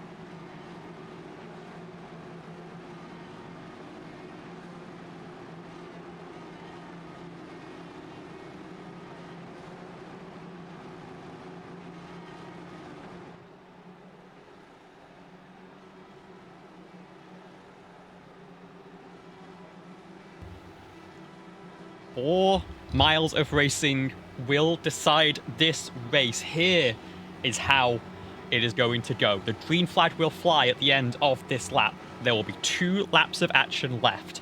If there is an incident that brings out a yellow flag before we hit the white flag, the field will be frozen. The race will end at that moment. If we are able to reach the white flag under green, then the race will continue to the end without any stoppage. Any wrecks on the final lap, they will have to race through, and it'll be whoever reaches the line first that will take the crown. It is Bryce Saucier on the inside. It is Christina Ryan to the outside. Howe and Belleville on row number 2. We approach the restart zone for the final time here in the US 500, and Bryce Saucier gets us underway with a big jump coming through the front stretch. He has an advantage, but the risk is going to be off turn number 2. Huge runs going to form. We'll see them fan out already. You've got side by side with Howe, Belleville. Ryan's getting shuffled out, in fact. Emily Howe's going to go for the move to the outside here, coming into turn number 3. Drivers slicing everywhere. Bryce Saucier, Emily Howe, Noah Belleville, Christina Ryan in the mix. White flag will come out this time by. There goes Chris Ryan with a slide. She saves it. She's still in contention. Emily Howe with a great advantage out of turn number 4. Here comes Belleville. Here comes Saucier. 1 to go. And we hit the white flag. Great car control for Ryan to keep it green. But there's a wobble there. That is Vitor Guillaume on the low side. Bryce Saucier pinches Howe as tight as possible. There's Olivia spin in the back. They're wrecking, never mind. We focus on this battle for the race win. Noah Belleville trying to get around Bryce Saucier with Emily Howe to the inside. Belleville's got 1 more run out of 4. Saucier blocks inside, Howe middle. Noah Belleville behind Emily Howe coming out of turn number 4. They will drag race to the line to win the second crown jewel event at Michigan. They will drag race with 3 cars to the end, and it's Bryce Saucier who beats Emily Howe by 2/100ths of a second. Noah Belleville finishes 3rd. Christina Ryan in 4th. Lily Sharp in 5th. With a massive crash on the last lap, we're going to get Bryce Saucier, Emily Howe, Noah Belleville on the podium. Let's have a fast look at that last lap crash and gather our top 3. And it was a huge incident coming off turn number 2. Here is that final look at it. You see the wobble from Vitor Guillaume goes for a huge move. Chaos at the front of the field. We focus a little bit further back here. And exactly where does this start? It's Guillaume again, slides up the racetrack, turns Thompson, fires everyone into a spin. Who is involved in that? It looked like we have Sassert, we've got, of course, Thompson, we've got... who is that sliding on the lid there? That's Edson Santos in the other Lena racing car. Nicholas Pressey, I think, also got caught up. He limps back to the line in 10th place, which is behind both Sawyer and Ryan. And you can see that car is destroyed, spins on the way back. But, I mean, just a nightmare of a final lap for Vitor Guillaume. Let's have one more look from on board that car. Oh, no, in fact, it wasn't Guillaume, it was Edson Santos who had that incident. And you see just drifts up the racetrack, ends up in the catch fence. And makes contact with the teammate. No top 10 for that team at the end of this one. Fireworks on the last lap, and for 500 kilometers, we're going to go ahead and get our top 3 in the podium. Fans, don't go anywhere. We'll be back in a moment.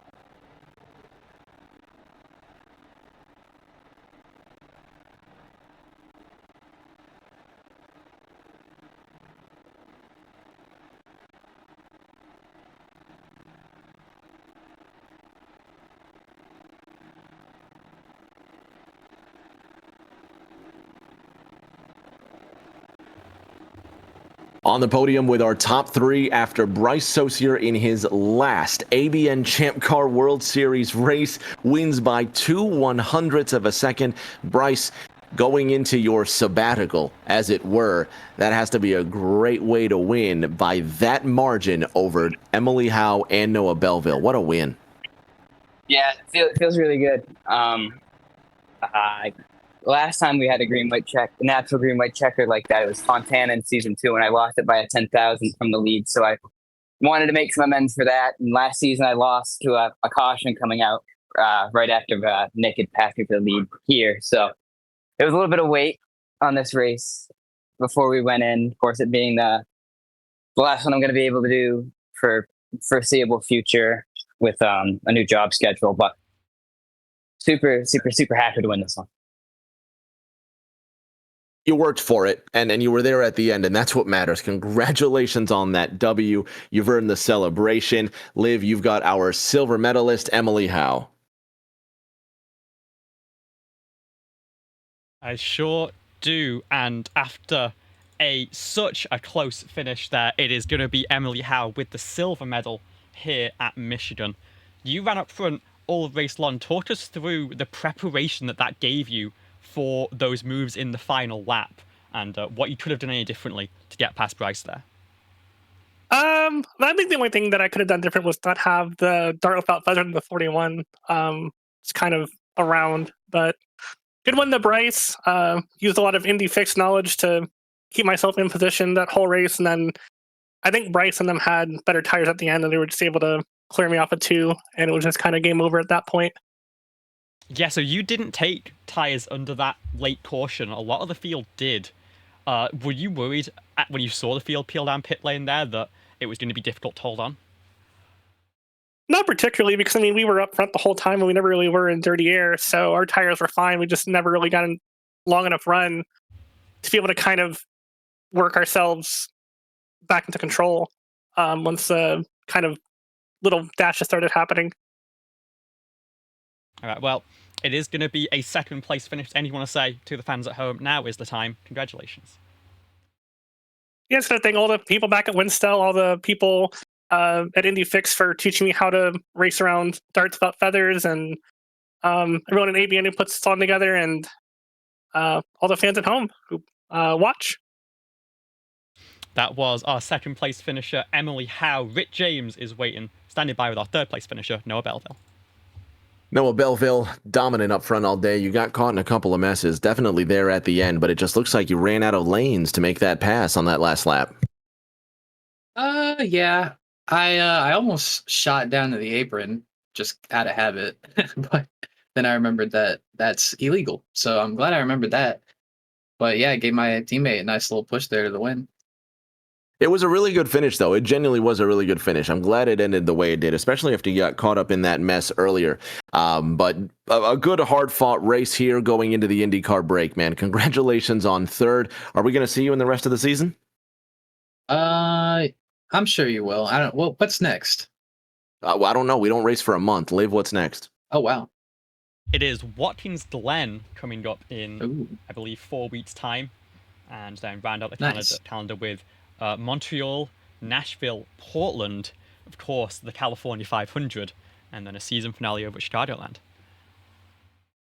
Yeah.